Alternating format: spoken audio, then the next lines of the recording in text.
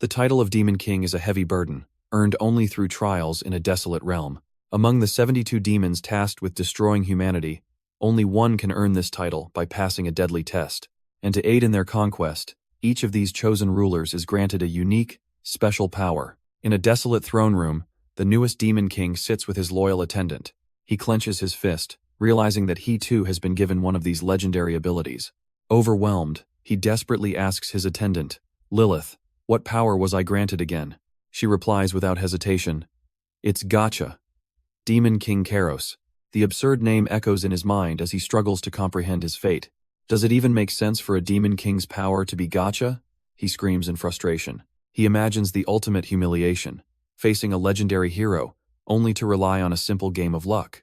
Kairos desperately asks, can't I change my power? Not at all. But Lilith explains that the power designated by the great Demon King cannot be changed or removed. He collapses in despair, wondering how he's supposed to rule the world with a power based on pure luck. Lilith calmly reminds him to refrain from badmouthing their supreme leader, but Kairos retorts, I think I have plenty of reasons to complain. She warns him that the great Demon King once said, badmouth me again, and you're dead, as a menacing aura fills the room.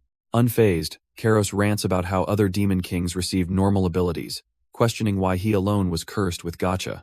Lilith hesitates for a moment, a bead of sweat on her brow as she struggles to find the right words. She finally reveals the absurd truth. The great Demon King got addicted to a human probability game from another world. In fact, rumor has it he even became rank 1 on the server, a fact that leaves Kairos utterly speechless. Resigned to his fate, he decides to at least try the power, and Lilith agrees to activate it right away. Golden cubes materialize around Kairos as Lilith instructs him to open one. He reaches out, hoping for a legendary ability or even a fearsome dragon. But with a pathetic pop, a tiny, useless-looking slime appears instead. His hope shatters instantly, his face frozen in pure disbelief. As the slime plops onto his head, Lilith calmly urges him to open the next box. Yet box after box reveals nothing but more colorful, squeaking slimes. Covered in the pathetic creatures, he's reminded there is one random box left. With his last shred of hope, he reaches for the final glowing cube. A blinding light erupts from the box, catching him completely off guard. From the light emerges a powerful, elegant figure, a being of immense magical presence. Kairos explodes in rage, screaming that his summon is just a powerless young succubus. As he despairs over his wasted efforts, Lilith calmly tells him he must simply adapt to his fate. But with a sudden dark grin, Kairos declares, no, there's a way. His sudden and dangerous shift in attitude leaves Lilith completely stunned. He roars that demons are creatures defined by their constant struggle to become stronger. With newfound purpose, he orders Lilith to open the gate, vowing to confront the great Demon King himself. They are transported to the demon world, a realm crackling with violent, red lightning. This is a desolate plane of existence, a place filled with death, darkness, and shadows. Undeterred, they march directly to the grand office of the Demon King, Asura. Suddenly, a terrifying blast of immense power erupts from the doors, catching Kairos completely off guard. Kairos recoils from the pressure, muttering, ah, damn it. A woman crackling with immense power appears, her voice echoing, Kairos, we finally meet. He desperately tries to de-escalate the situation, pleading, let's not do this here. But she roars, shut up, her fury making it clear turning him to dust wouldn't be enough. Kairos realizes with a grimace that this has become incredibly troublesome. The great Demon King Asura gathers 2 spheres of destructive energy, her intent to kill undeniable. As Kairos braces himself, the surrounding demons scream in terror that 2 Demon Kings are fighting. With a final, chilling scream of die, she unleashes a cataclysmic blast of lightning. The attack slams into Kairos as Lilith desperately shouts a warning, Demon King, it's dangerous. Asura vows to fry him while Lilith is thrown aside by the sheer force of the explosion.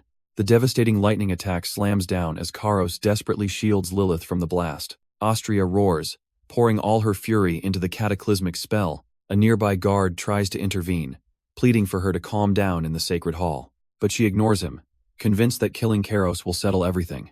So get out of the way, she screams, blasting the guard aside with a wave of pure force. The man screams in agony as the raw power completely overwhelms him. He's slammed violently into the ground, a casualty of her unbridled rage. Suddenly, Kairos cries out in horror, Lilith! His secretary stands before him, shrouded in a dark aura as she reveals her true power. She declares her very existence depends on his safety, vowing to protect him with her life. Asura scoffs at the display, declaring, then I'll just kill the both of you together. Kairos desperately tries to de-escalate, pleading with her to stop this madness. But she furiously rejects his plea, vowing to kill him no matter the consequences. A chilling realization hits Kairos. If he fights her now, he will definitely lose.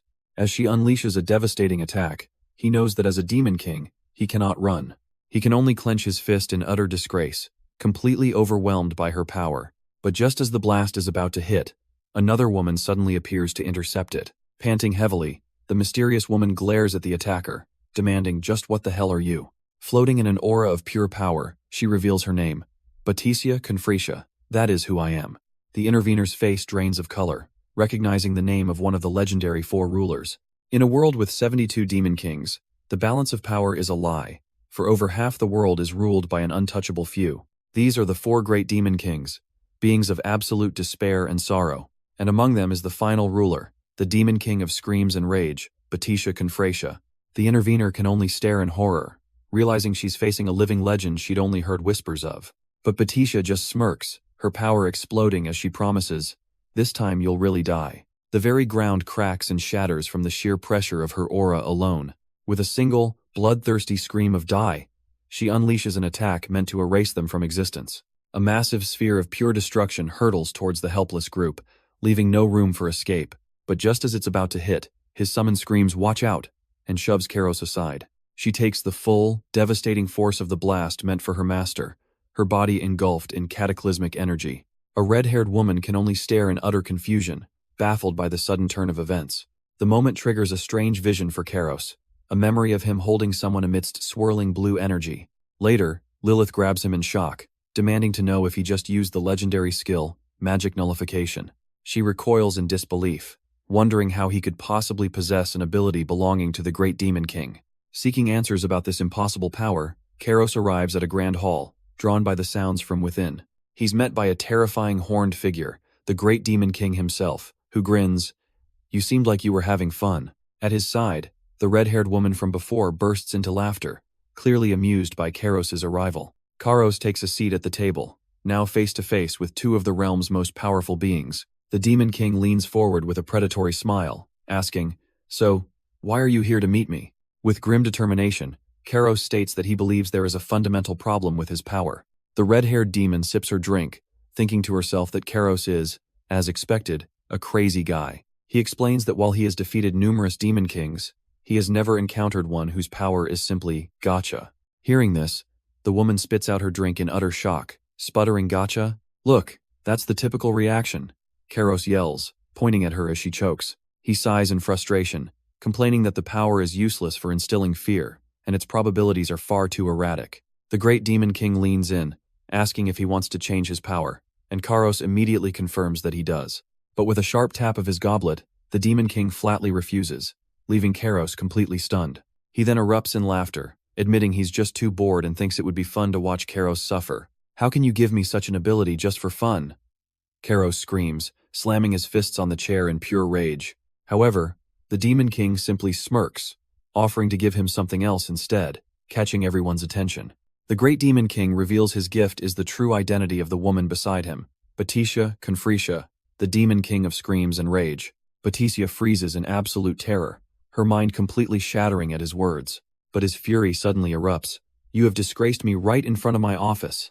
A violent wave of dark energy slams directly into the disgraced demon king. As she stammers an apology, he coldly declares that she deserves to die for her earlier actions. He seizes her by the throat, crushing her as she desperately begs for mercy. "Baticia," he snarls, "from this moment on, I strip you of the Demon King title. Her position will be taken by a substitute, and she will now become a subordinate of Kairos." The shocking command leaves both Kairos and Baticia completely frozen in disbelief. With a sadistic grin, the great demon king asks if anyone has any complaints, savoring their stunned silence. The doors slam shut on the unbelievable command, and later that night, Kairos tosses and turns, hoping it was all just a terrible nightmare, but his eyes snap open as a strange presence fills the room. He sits up in shock, finding the once terrifying demon king Baticia standing by his bed, but now she's tiny.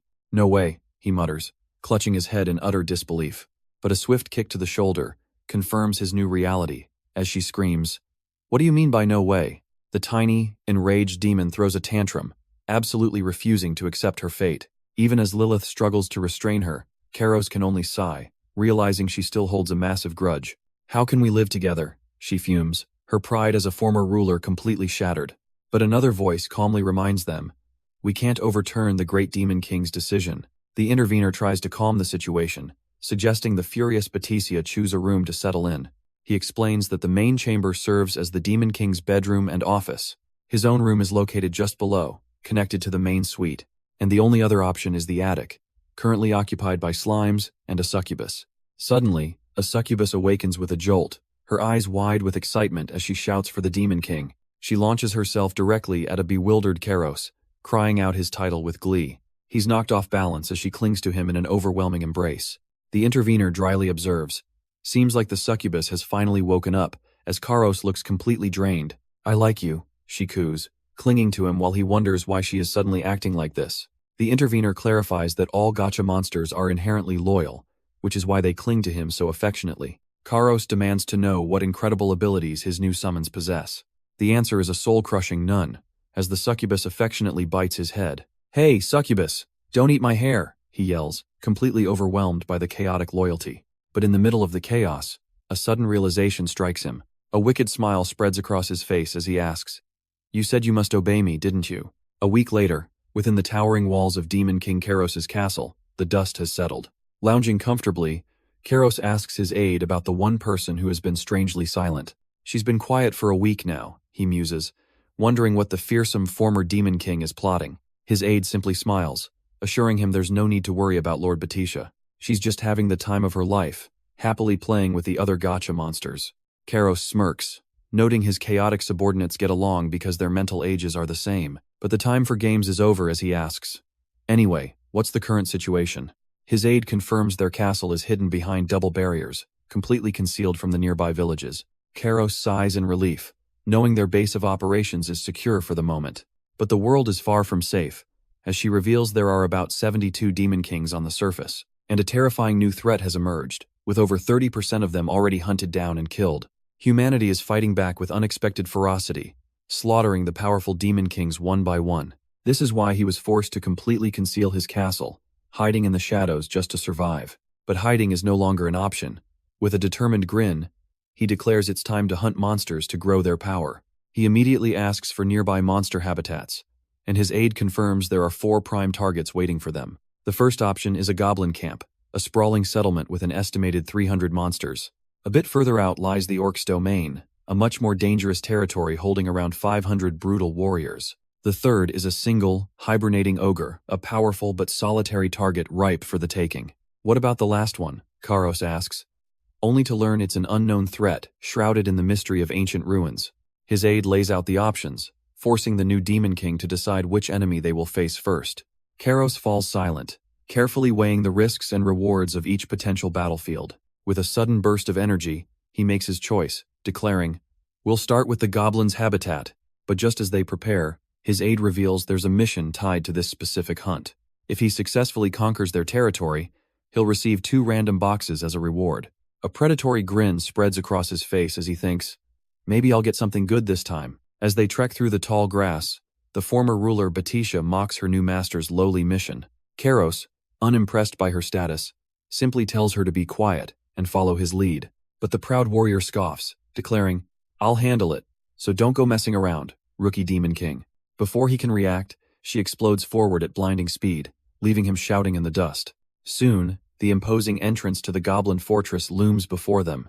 They finally arrive at the camp, a crude but formidable stronghold carved into the mountainside.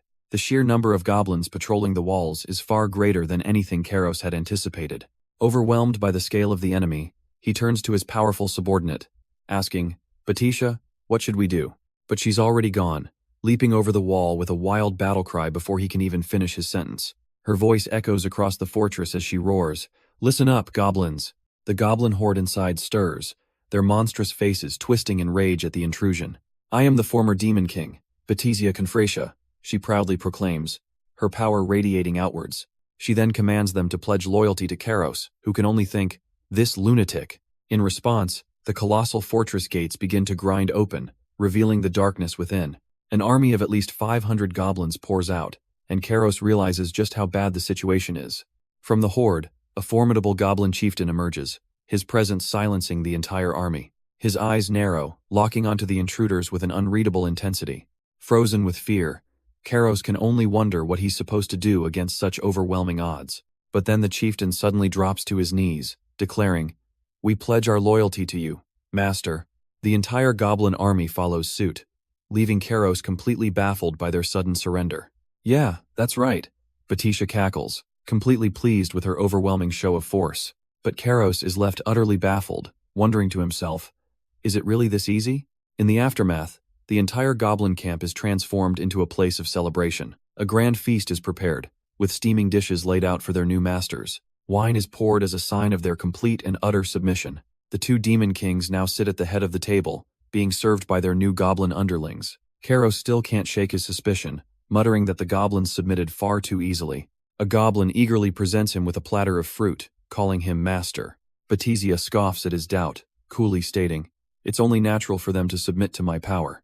Even the once fearsome goblin chieftain now trembles before them, stammering out his new title for Kairos.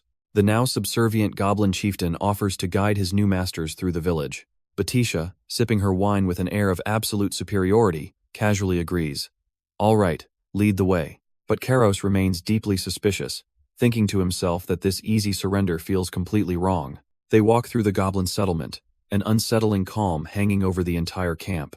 Kairos notes the impressive scale of the place, realizing it's large enough to be a top-tier monster habitat. Then, his eyes lock onto a bizarre, pyramid-like structure in the distance that makes no sense.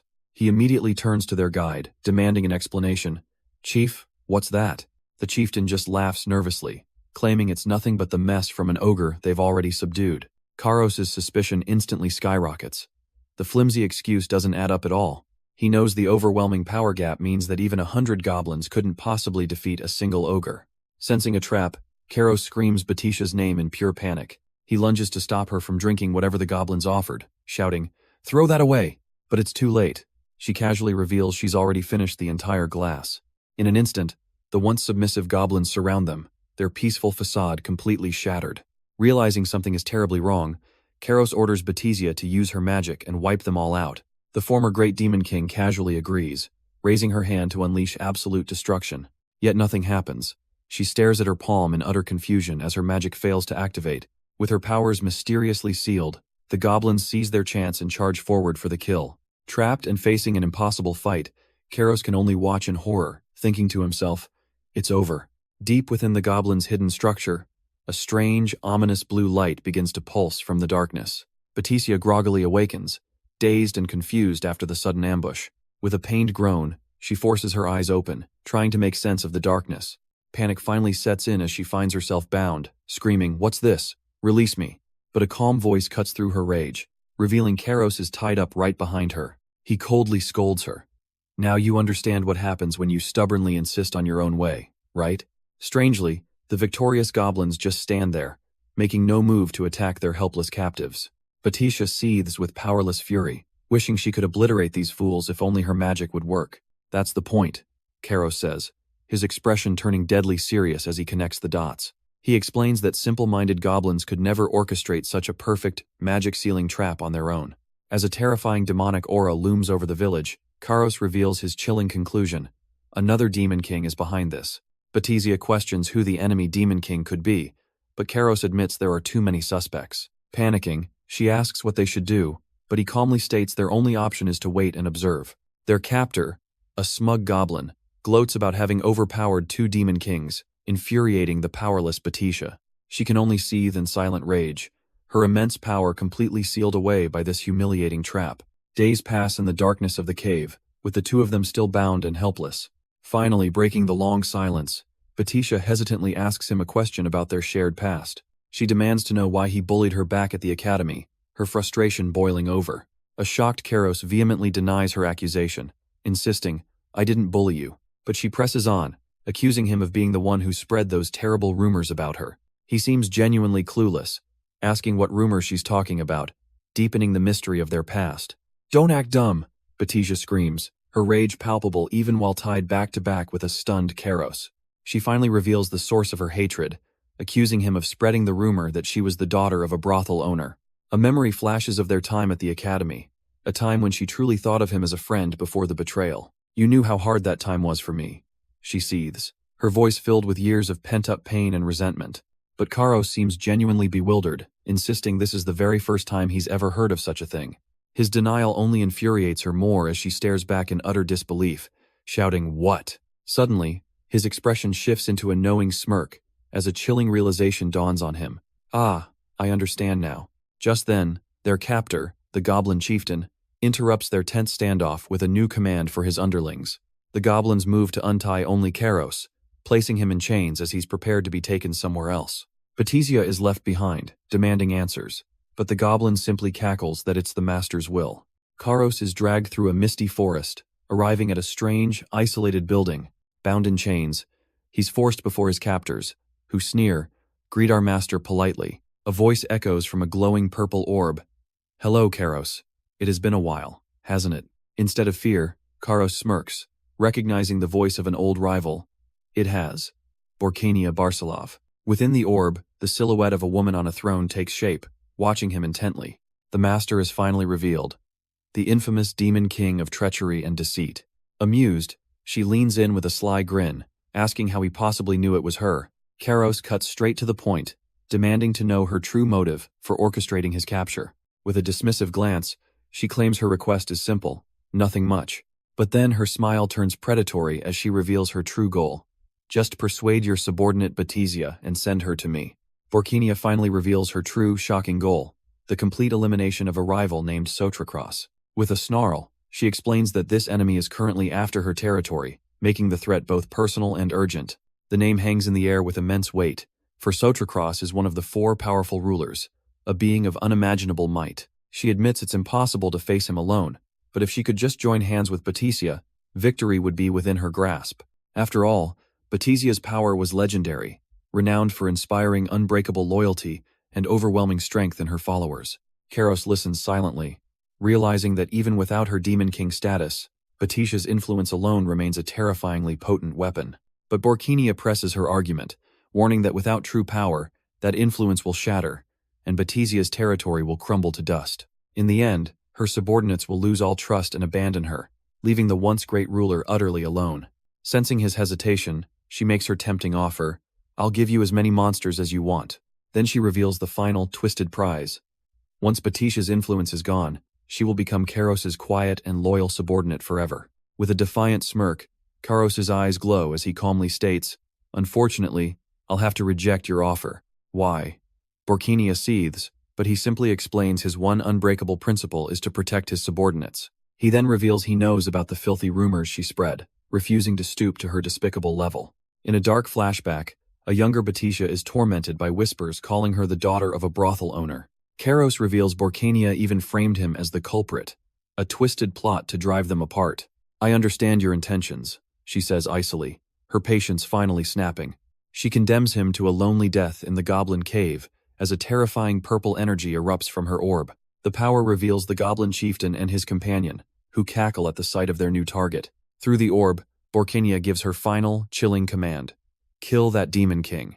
"Understood, master," the chieftain hisses, drawing his blade with a bloodthirsty grin, ready to carry out the sentence. A confident smirk spreads across Karos's face, completely unfazed by his death sentence. "There's something you've overlooked, Borkania," he taunts, his voice dripping with arrogance. He declares it's his power as a demon king, a force she completely underestimated. In a flashback, he shouts, "Come forth, lazy bums," only for a tiny slime to appear from his gacha. An entire army of seemingly useless, colorful slimes materializes around him in a disappointing flash. He questions their worth, only to learn they possess a peculiar ability: volume reduction. A plan begins to form as he realizes their shrinking power might have a very specific, hidden use. But before he can act, the slimes suddenly shrink and dive straight into his clothes, much to his surprise. He recoils in disgust as the tiny creatures begin crawling all over him, one even peeking from his collar. And just like that, they've hidden themselves perfectly within his tunic, a secret weapon waiting to be deployed. Karos reveals his hidden slimes have trapped the goblin chieftain, taunting, "How do you like the taste of my slimes?" The once proud chief immediately breaks, begging for his life and pledging to serve Karos as his new master. Watching through her magical orb, a furious Borkania screams at the pathetic traitor, "I'll kill you." The chieftain argues that countless goblins still remain, but Karos calmly dismisses his loyalty as fragile. With a confident smirk, Karos asks Borkinia if things will really go according to her plan. Enraged, she gives a direct command. Goblins, your master commands you. Kill Karos and the village chief. But her soldiers just stand there, completely frozen and confused by the conflicting orders. Karos coolly explains that to use goblins, you must understand they only listen to their chief. And with a final, devastating blow to her plan, he declares the chief is now on his side. He turns to the terrified, slime-covered goblin for confirmation, a smug grin sealing his absolute victory. The goblin chieftain, now completely under Karos's control, trembles in submission, so Karos immediately gives his new subordinate a command. Lead me to the antidote.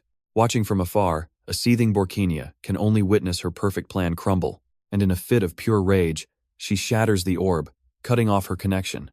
Meanwhile, deep within the goblin caves, the abandoned Batisha sits bound and alone, wondering if the demon king captured with her is already dead. Her thoughts drift back to a memory from the academy, a time when Karos claimed ignorance, but she knew he was a liar.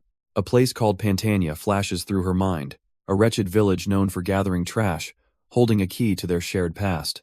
A woman's voice recounts her grim origins, born as the daughter of a low-class prostitute. She remembers her mother being beaten almost every day just to earn enough money to survive. Though they were dirt poor, her mother always made sure she had something to eat.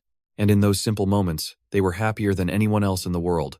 Years passed, and the little girl grew into a young woman. One day she returned home, calling out for her mother as she always did. But a horrifying silence met her, and her face filled with dread as she whispered, "Ah, no." She could only scream in terror, seeing a group of men standing over her mother's broken body. In an instant, her only family was gone, murdered right before her eyes. With nothing left to lose, a cold fire ignites in her eyes as she confronts one of the killers.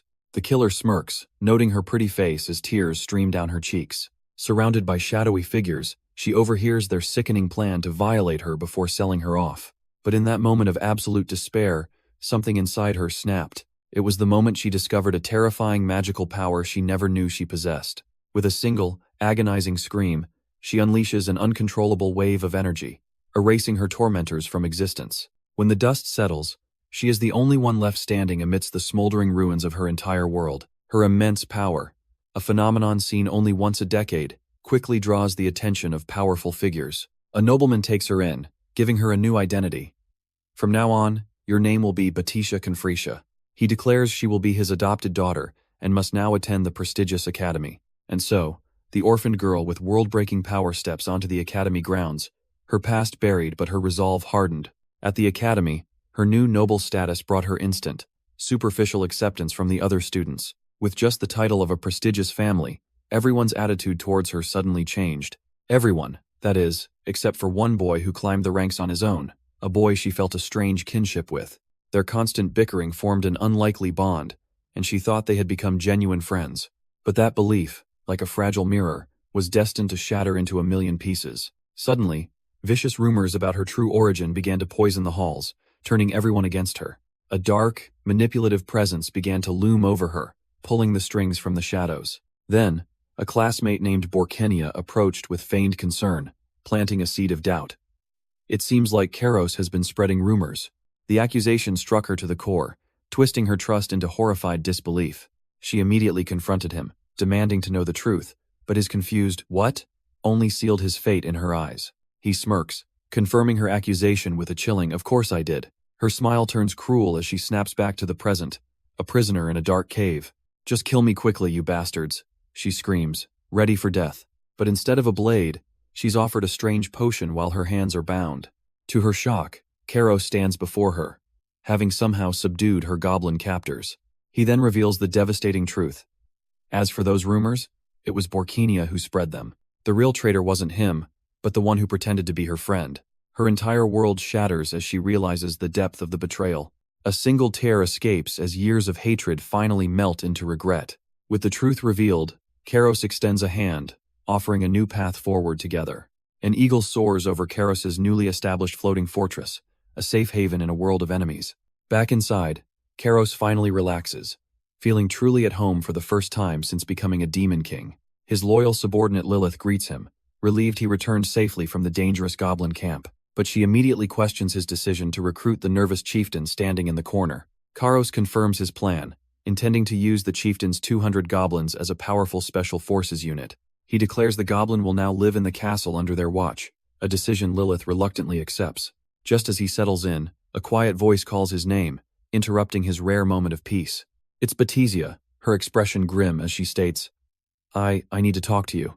On the castle ramparts, Karos listens, wondering what the former great demon king could possibly want now. With burning intensity, she utters the one name that connects their entire twisted past, Borkinia Barcelov. Batisia recalls her past with Borkinia, bitterly stating, I thought of her as a true friend, but she didn't. Suddenly, she drops to her knees before a stunned Karos, apologizing for blindly trusting her words. With newfound conviction, she declares, Demon King Karos, I will be your subordinate and follow your orders. This is the traditional ceremony of a pledge, an act Karos never expected from the former great demon king. By doing this of her own free will, Batisia is finally acknowledging him as her true superior. Though her sudden change is unsettling, Karos reluctantly accepts her vow, simply saying, Okay, do that. A genuine smile crosses her face as she accepts his command, her loyalty now seemingly absolute.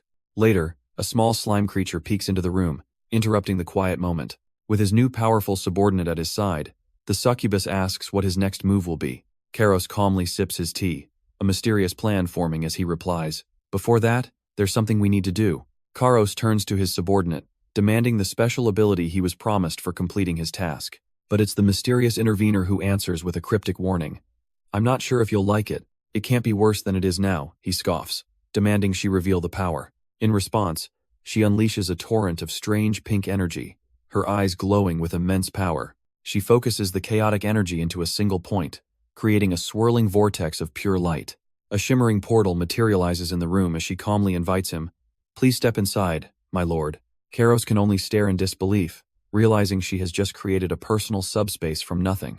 They enter a vast, bizarre dimension woven with digital webs under a strange purple sky. The color is terribly tacky, he mutters, wondering if this place is just for storage. But she simply smiles, gesturing for him to look closer as a new secret is about to be revealed. Inside the strange dimension, Karos stares up at a mysterious number. 3,222.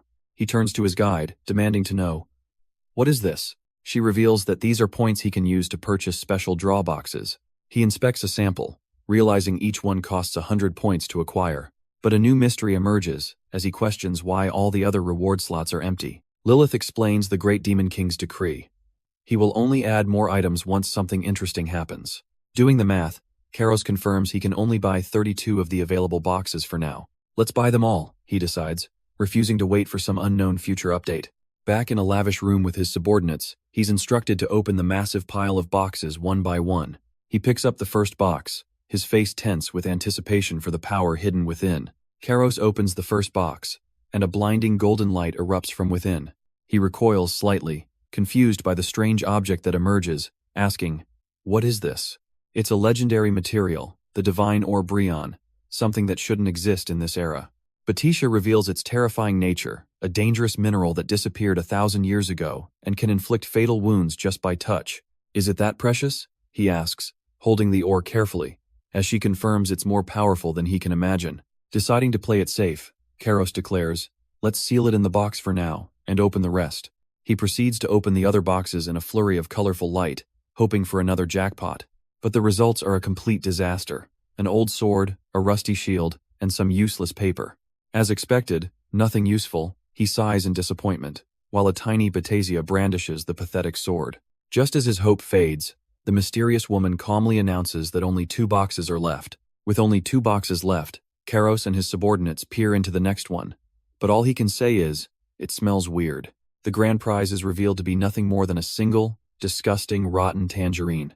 His succubus summon laughs, calling it trash, but Karos desperately insists it's not. For his final pull, she reveals a new item, and he asks, What is it, succubus? It's a stunningly rare artifact, a necklace that completely blocks all magic. Batisia tries it on, her own immense power vanishing in an instant, proving the item's terrifying effectiveness. Karos realizes that between the legendary ore and this necklace, his gacha luck wasn't so bad after all. Deciding to clean up the junk, he's oblivious to his subordinates squabbling in the background. But just as he's about to throw it all away, Lilith suddenly calls out, Wait a moment. She asks for the useless items, revealing stacks of human world money, and leaving Karos utterly baffled by its purpose here. After learning the value of human currency, Lilith shyly asks if she can buy some apples that are in season. Karos casually agrees, asking if that's all she wanted. He reveals it's perfect timing, as he was already planning to scout a human village for his first target. So, Karos begins his infiltration, moving stealthily through the tall grass towards the city walls. But his solo mission is immediately interrupted when he realizes he's being followed. Sighing, "Why are you two following me again?" Batisha insists a powerless demon king is a liability and she must accompany him for protection, having nullified her own magic. He then turns to his other unwanted companion, demanding to know why the succubus is there. She happily explains she has no magic yet and can easily hide her demonic features to look like a normal child. Completely defeated, Karos reluctantly agrees, warning them not to cause any trouble. And so, the trio heads towards the human city, his stealthy scouting mission now a chaotic field trip. Hiding in the grass, Karos and his companions observe the massive human city they plan to infiltrate. To avoid suspicion, Batisha hands over a disguise, telling the others, "Let's change into this." Now cloaked, Karos announces they are almost at the village, his expression hardening for the mission ahead. The small, disguised group makes their way down the long road leading directly to the city's imposing main gate.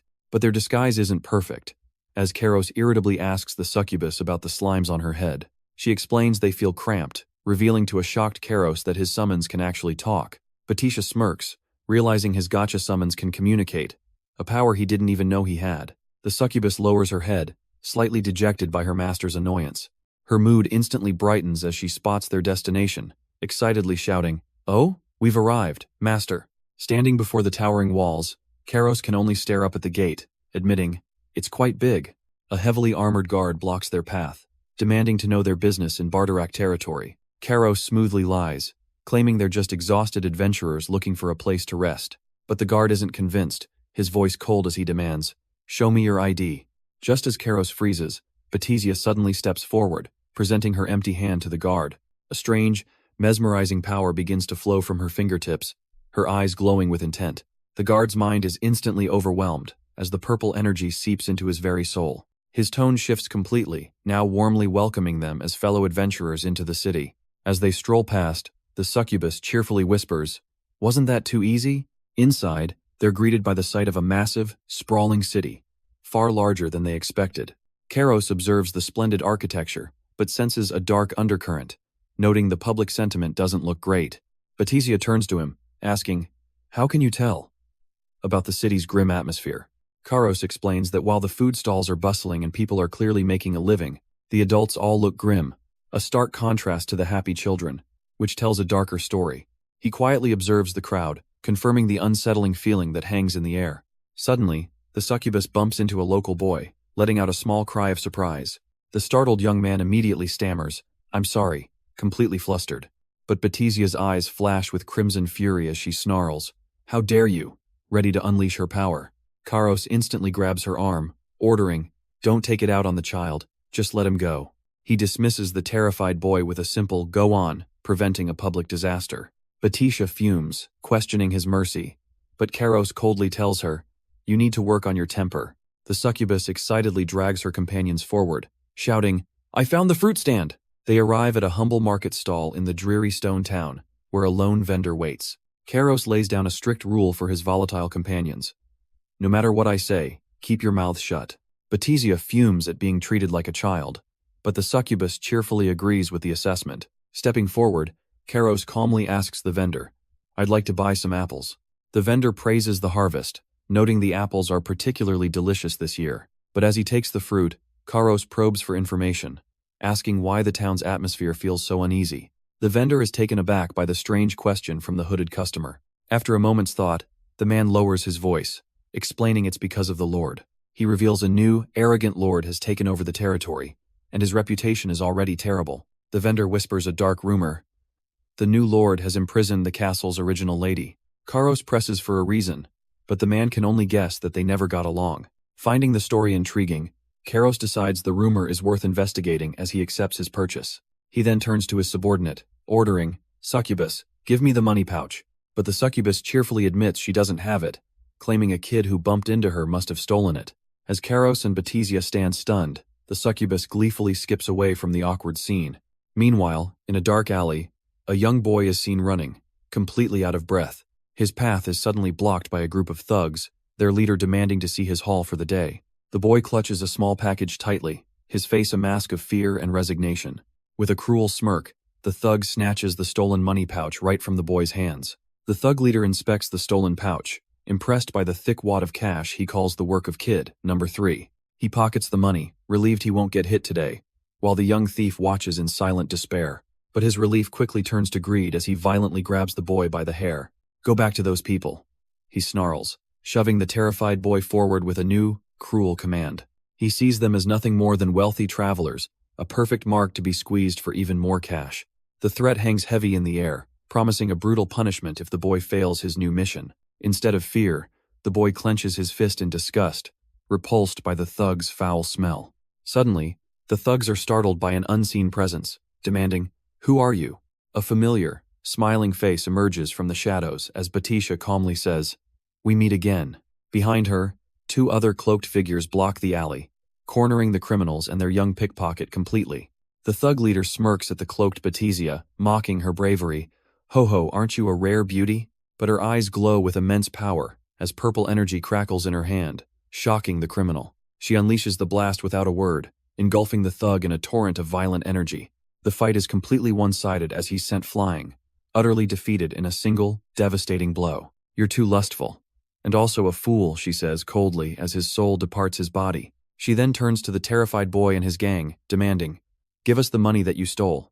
The gang's heavily tattooed leader steps forward, refusing to back down.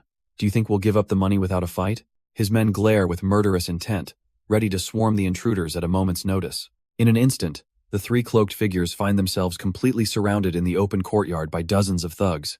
Batisia sighs in annoyance, but Karos just smiles, asking, "How long do I have to put up with this?" Before she replies, "I don't think we have to." Before anyone can move, a small slime creature leaps from the succubus's head with a determined cry. It flies through the air like a cannonball, slamming directly into the unsuspecting thugs. The men are instantly neutralized, covered in a disgustingly sticky substance they can't escape. As the fight ends before it began, Batisia complains, "Hey, this was my chance to show my skills." The slime then dutifully returns with the stolen money pouch, its mission complete. The young thief, seeing his escape plan foiled, turns to flee in a desperate panic. But a hand clamps down on his shoulder as Karos coldly asks, "Where are you going?" The Demon King watches the boy's pathetic struggle with a chilling, unreadable expression.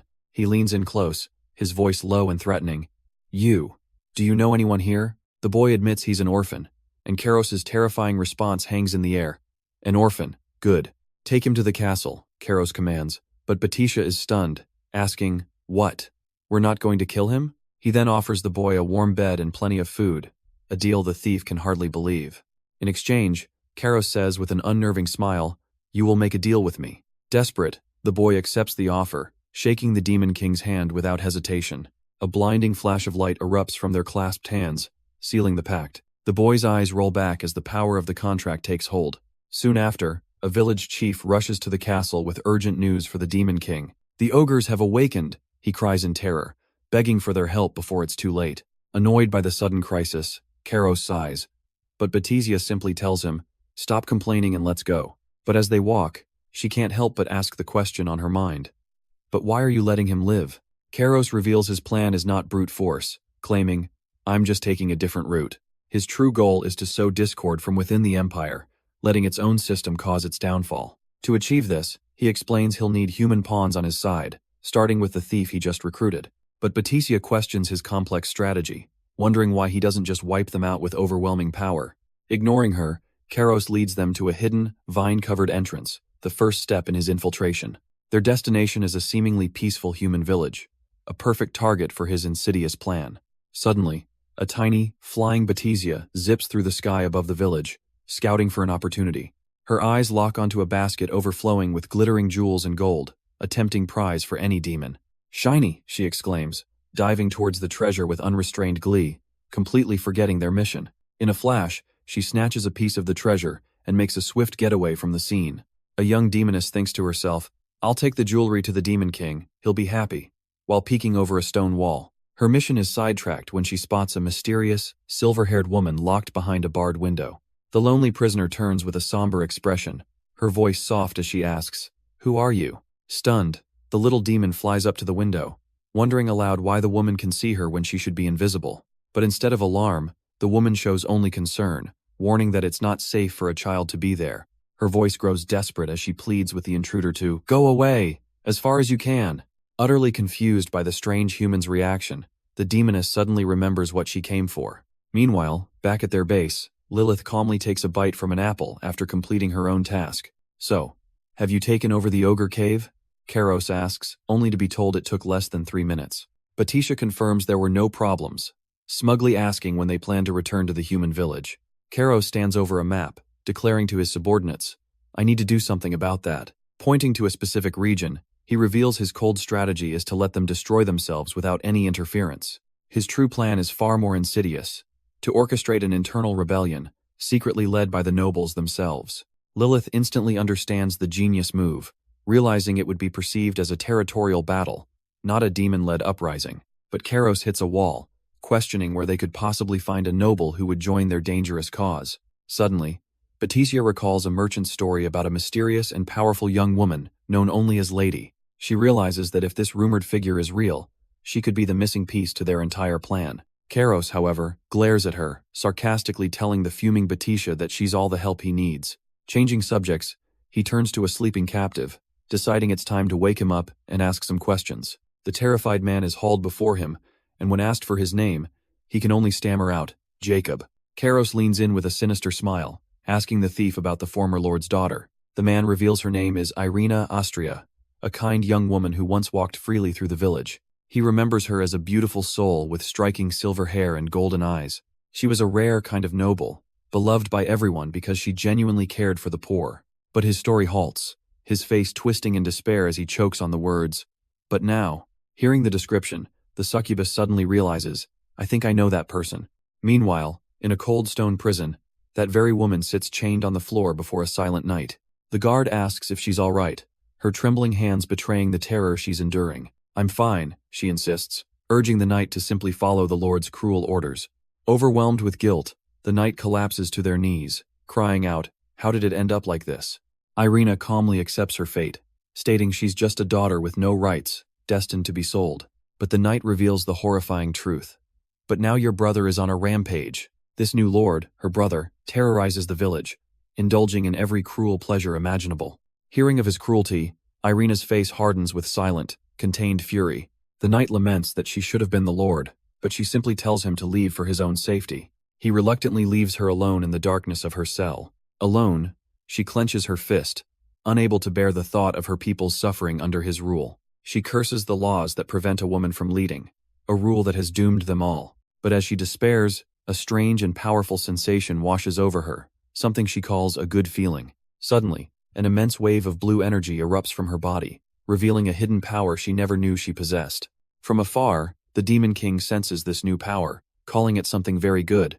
He materializes inside her cell, offering a simple apple, a gift far beyond her dry prison bread. But Irina is no fool, grabbing his arm and demanding, what does the devil want with me? As he confirms her suspicions. With a surge of dark energy, he formally introduces himself as Karos, the Demon King of madness and greed. The sheer pressure of his presence forces her back, a wave of fear washing over the imprisoned noblewoman. He closes in instantly, grabbing her and asking the one question that echoes her deepest desire. Do you want revenge? It's a simple deal, he purrs, a golden light emanating from his hand. I give you what you want, and you give me what I want. Yet, she turns away, spitting that she has no interest in making a deal with the devil. Karos simply smirks, reminding her that she has no other choice now. He leaves her with a final, chilling question. What is the wisest course of action, Irina Astria? Karos vanishes in a cloud of purple energy, leaving Irina alone in her cell to ponder his dark offer. Back at their base, a flash of light signals his sudden return to his waiting subordinates. He steps out of the swirling demonic portal, his mission with the noblewoman now complete. Well done, Batisha, Karos says, patting the former Demon King's head like a child, but she scoffs at the praise, questioning why such a simple task was even necessary. He calmly explains that to make a deal, the other person must first trust you. Karos smirks, equating his demonic pacts to the simple work of a common dealer. His loyal succubus then turns to him, a serious question forming on her lips. Are you thinking about killing her? She asks, worried about Irina's ultimate fate. He just laughs, reassuring her they'll keep Irina alive to help them conquer the village. The succubus cheers, completely trusting her master's plan for the noblewoman. Why kill her? Kairos smirks, having acquired the power of a rare, hard-to-get status. Meanwhile, Irina stands alone in her cold cell, completely unaware of the demonic king's true intentions. And I'll make good use of it, he vows, his terrifying scheme already in motion. From that day forward, he unleashed an ogre near the village, listening with satisfaction to the people's cries. The terrified villagers cower in the streets as the monster's attacks grow more frequent and violent. What's the matter with you? The new lord screams, enraged by his force's utter incompetence. He furiously berates his men for their failure, only to be told the creature is an ogre. The lord's face twists in disbelief, his arrogance shattering. What? An ogre? A beast with the raw power to shatter human defenses and break down gates with a single, devastating blow. The lord panics, demanding to know why a monster is attacking their small village as his advisor warns against sending more guards. What? He roars, enraged that his advisor would dare refuse to send men to their deaths. The advisor tries to explain that a search party won't survive an ogre, but the lord screams, "Shut up! It's none of my business how many of them die," he declares, his cruelty on full display. He officially orders a party to hunt the ogre, leaving the castle with a skeleton crew for defense. Defeated, his loyal vassal can only whisper, "Yes, sir," sealing the fate of his men. As feared, the search party was completely slaughtered, their bodies littering the forest floor. The tragedy strikes home as the vassal mourns his own son, a victim of the lord's foolish pride. This final loss is the last straw, and the villagers finally rise up, demanding action against their incompetent ruler. The villagers cry out in despair, knowing their sons are being sent to their deaths by a foolish lord. But just as all hope seems lost, a lone voice cuts through the crowd. Wait a minute, everyone. It's Jacob, the thief, who now holds the town's fate in his hands as he prepares to speak. He remembers the Demon King's order. Reveal the truth that their beloved Lady Irina is alive and imprisoned. The news spreads like wildfire, but the people are torn between hope and disbelief, wondering if it's just a lie. Meanwhile, deep within the castle, the commotion reaches the ears of the imprisoned Irina herself. She glares at the heavy chains binding her wrists, a bitter reminder of her helplessness. If it weren't for these chains, she seethes, her rage building with every shout from outside. Then, she recalls the mysterious man's promise, his voice echoing in her mind. The whole town is desperately looking for you. Her memory flashes back to the Demon King's chilling offer, his hand crackling with dark power as he asked, "So, are you willing to sign a contract?" Back in the present, Kairos and his subordinates have already established their new base of operations within the conquered human territory. To celebrate their victory, a grand feast is prepared, a stark contrast to the chaos unfolding in the nearby village. The young succubus can barely contain her excitement, drooling over the magnificent spread before her. Kairos, ever the leader, raises his glass, calling for a toast to commemorate their successful infiltration. "Congratulations on your first human village outpost, Demon King," they cheer, celebrating a crucial step in his grand plan. Batisha then presents him with a magic necklace as a reward, though Kairos immediately sees through her lazy attempt to offload her baggage. Despite the teasing, a moment of light-hearted banter passes between the new Demon King and the former Great Demon King. Meanwhile, even his most humble goblin soldiers, now adorned with slimes, celebrate the victory in their own unique way. As the group celebrates, Kairos casually dismisses the goblin chieftain's bizarre behavior, but Batisha, ever observant, presses him for the story behind their recent success.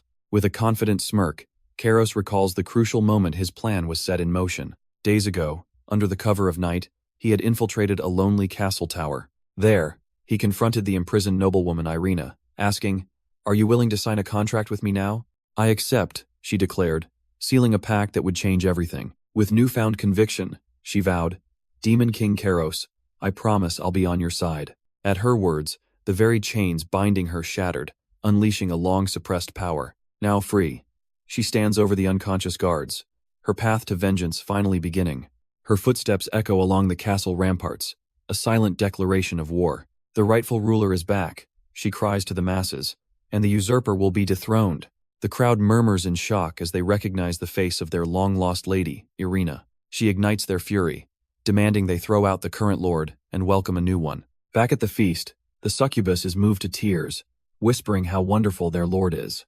Kairos sips his drink, his master plan unfolding perfectly as he finishes his tale. But Batisha raises a crucial point, questioning how a woman could possibly rule in this kingdom. Kairos reveals the new emperor himself usurped the throne, creating a unique political opportunity. This hypocrisy prompted him to create a new law, allowing women to become lords, paving the way for Irina's rise.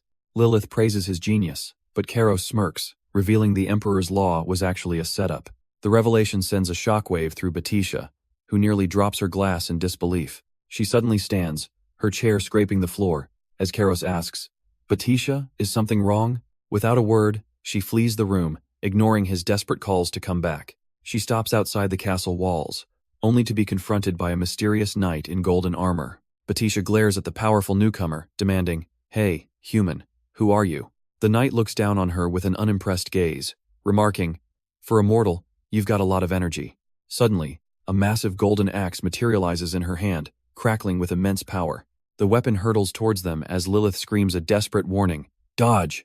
The golden knight's overwhelming power explodes forward, only to be met by a mysterious purple barrier that shatters the attack. The sheer force of the impact ripples back to Kairos, who grunts from the immense strain of the block.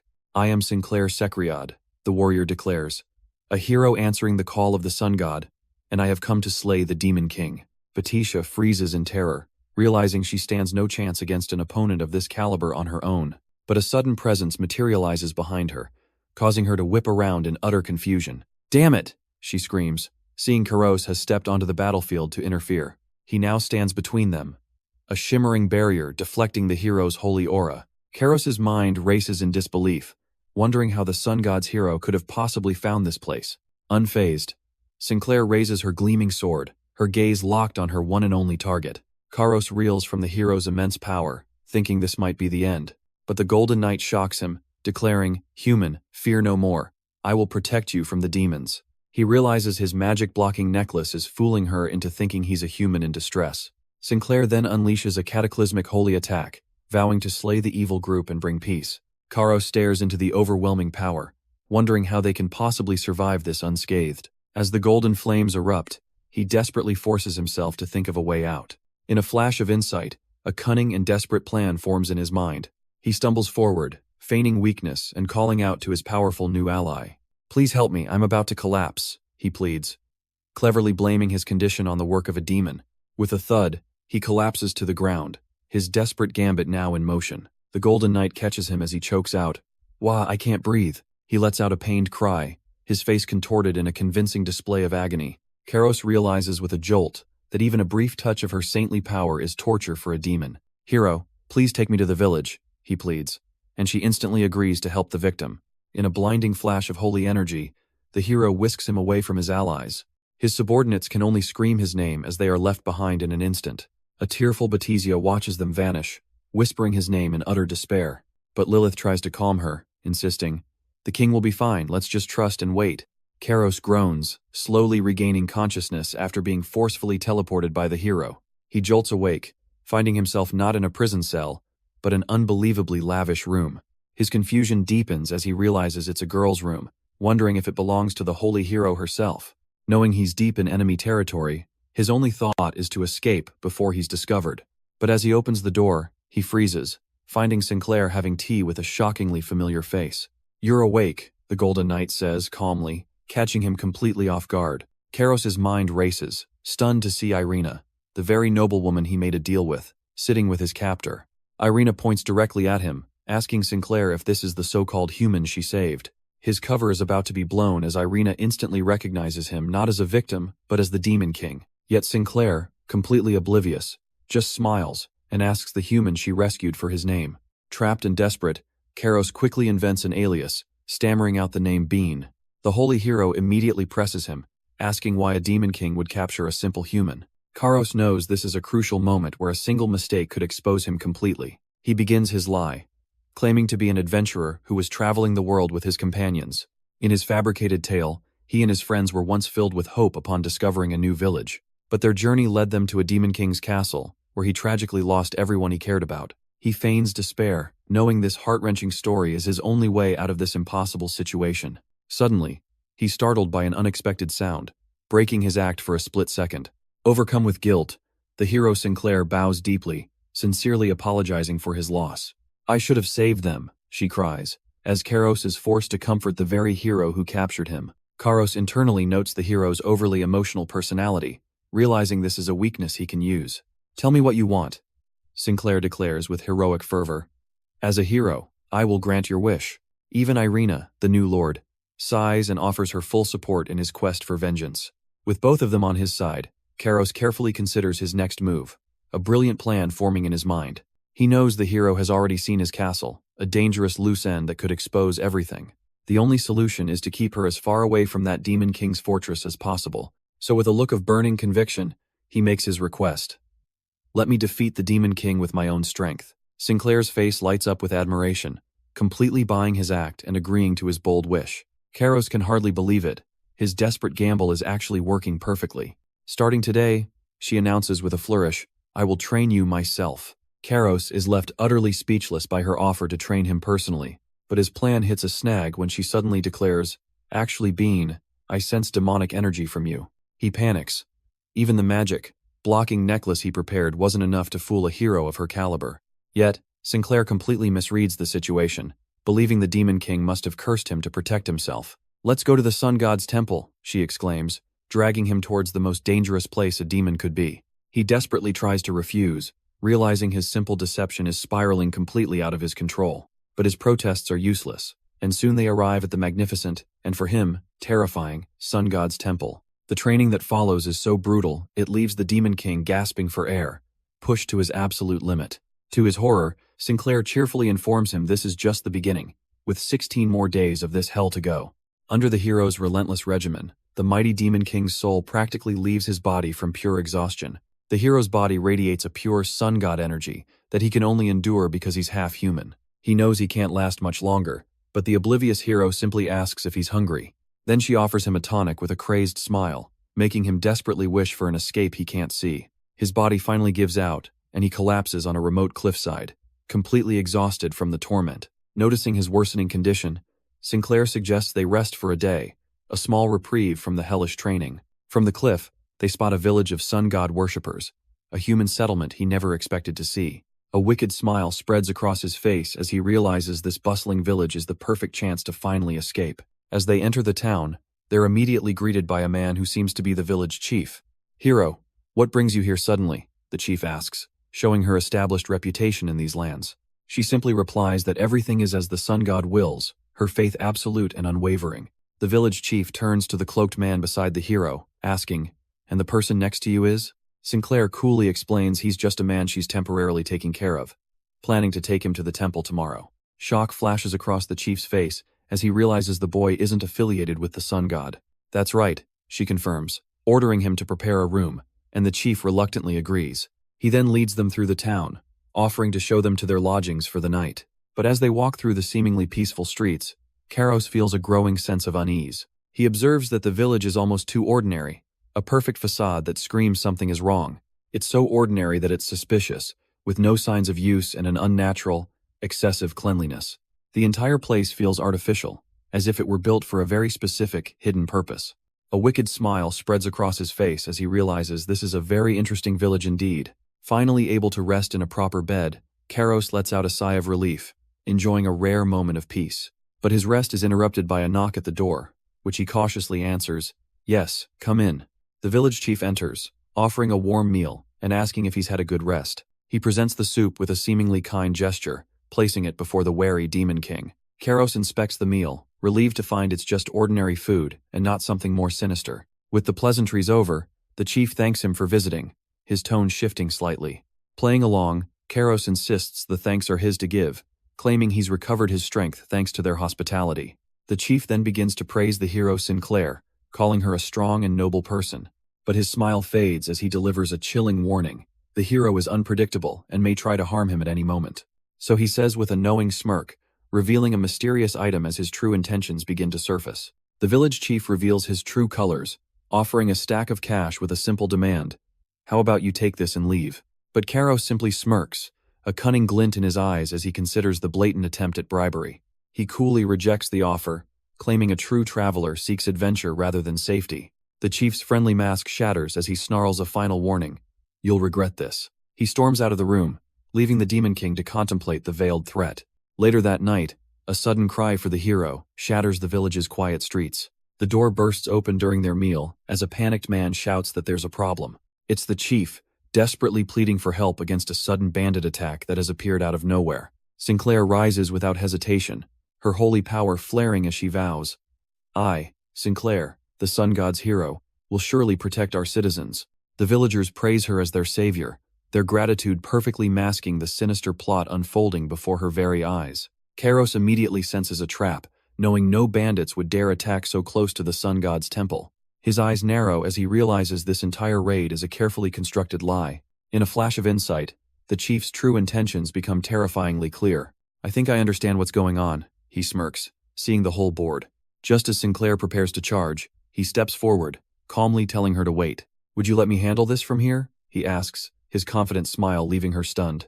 His mind flashes back to a campfire conversation, recalling the stories Sinclair had told him. He remembers learning that she was an orphan, raised by the very people of this village. But they didn't raise her out of kindness.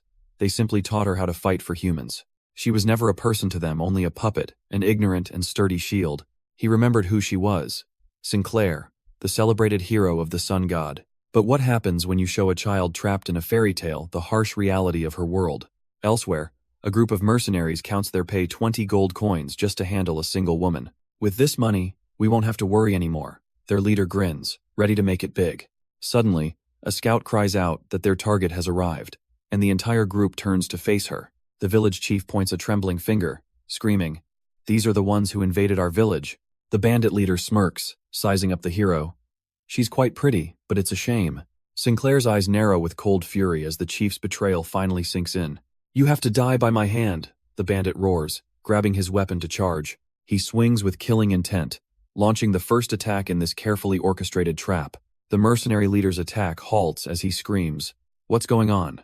He frantically searches for his target, but the hero Sinclair has completely vanished. Suddenly, a cold presence appears right beside him, and his face twists in pure, unadulterated terror. Before he can react, Sinclair unleashes a devastating blow that sends him flying across the battlefield. The hero stands perfectly still, her power so absolute she doesn't even need to watch him fall. His weapon clatters uselessly to the ground as his body crashes down, the fight over in an instant. Karo smirks, impressed by her ability to neutralize a mercenary with a single, unarmed strike. The mercenary leader is knocked out cold, his very soul comically drifting from his body.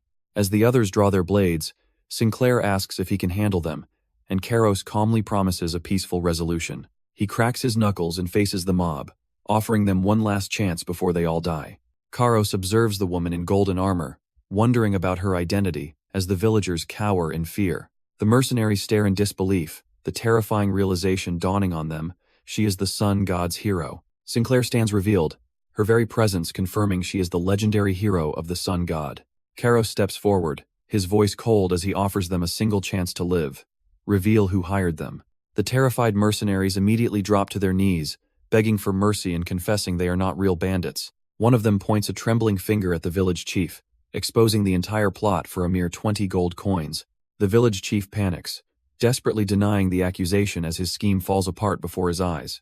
Sinclair refuses to believe the betrayal, but Karos coldly points out her blind faith has always been her weakness. We have evidence, the mercenary cries, pulling out a document that could seal the chief's fate. He presents a copy of the original contract, irrefutable proof of the chief's deception that even Karos finds impressive.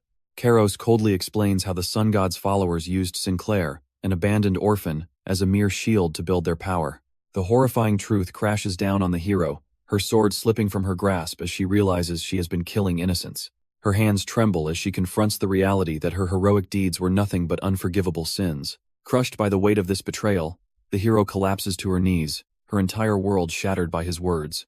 Karos then reveals the one who spared the mercenaries wasn't the human being at all, holding up a mysterious pendant. A sudden, overwhelming wave of dark power erupts from him, and Sinclair can only gasp. Demonic energy? The villagers scream in terror as a malevolent purple aura envelops them completely. His human disguise melts away as he declares, I am Karos, the demon king of madness and greed. Kneeling in defeat, the hero can only stare in disbelief as the villagers recoil from the monster before them. With a chilling smile, Karos confirms their worst nightmare. It's exactly as I said, you fools. He smirks, revealing the pendant was used to conceal the demonic energy of the Demon King. The villagers can only stare in stunned silence, their minds unable to process the horrifying truth. Desperate, the village chief screams, "Vanquish the evil, hero," trying to regain control of the situation. He presses further, reminding the trembling hero of her sacred duty to the Pope. But Sinclair is frozen, her identity as the hero of the sun god completely shattered. Karos scoffs, declaring that those who exploit others are the true evil, even if they follow the gods. He then points a damning finger directly at the terrified village chief.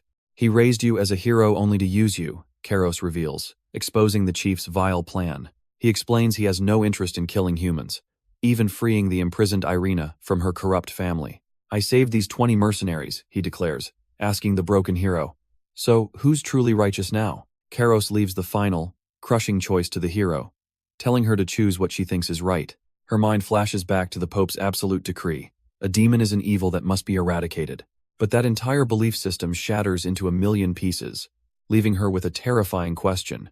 What do I believe now? Tears stream down her face as the weight of this impossible choice completely breaks her spirit. Suddenly, a voice screams, "Don't move," as the hero trembles, unable to act.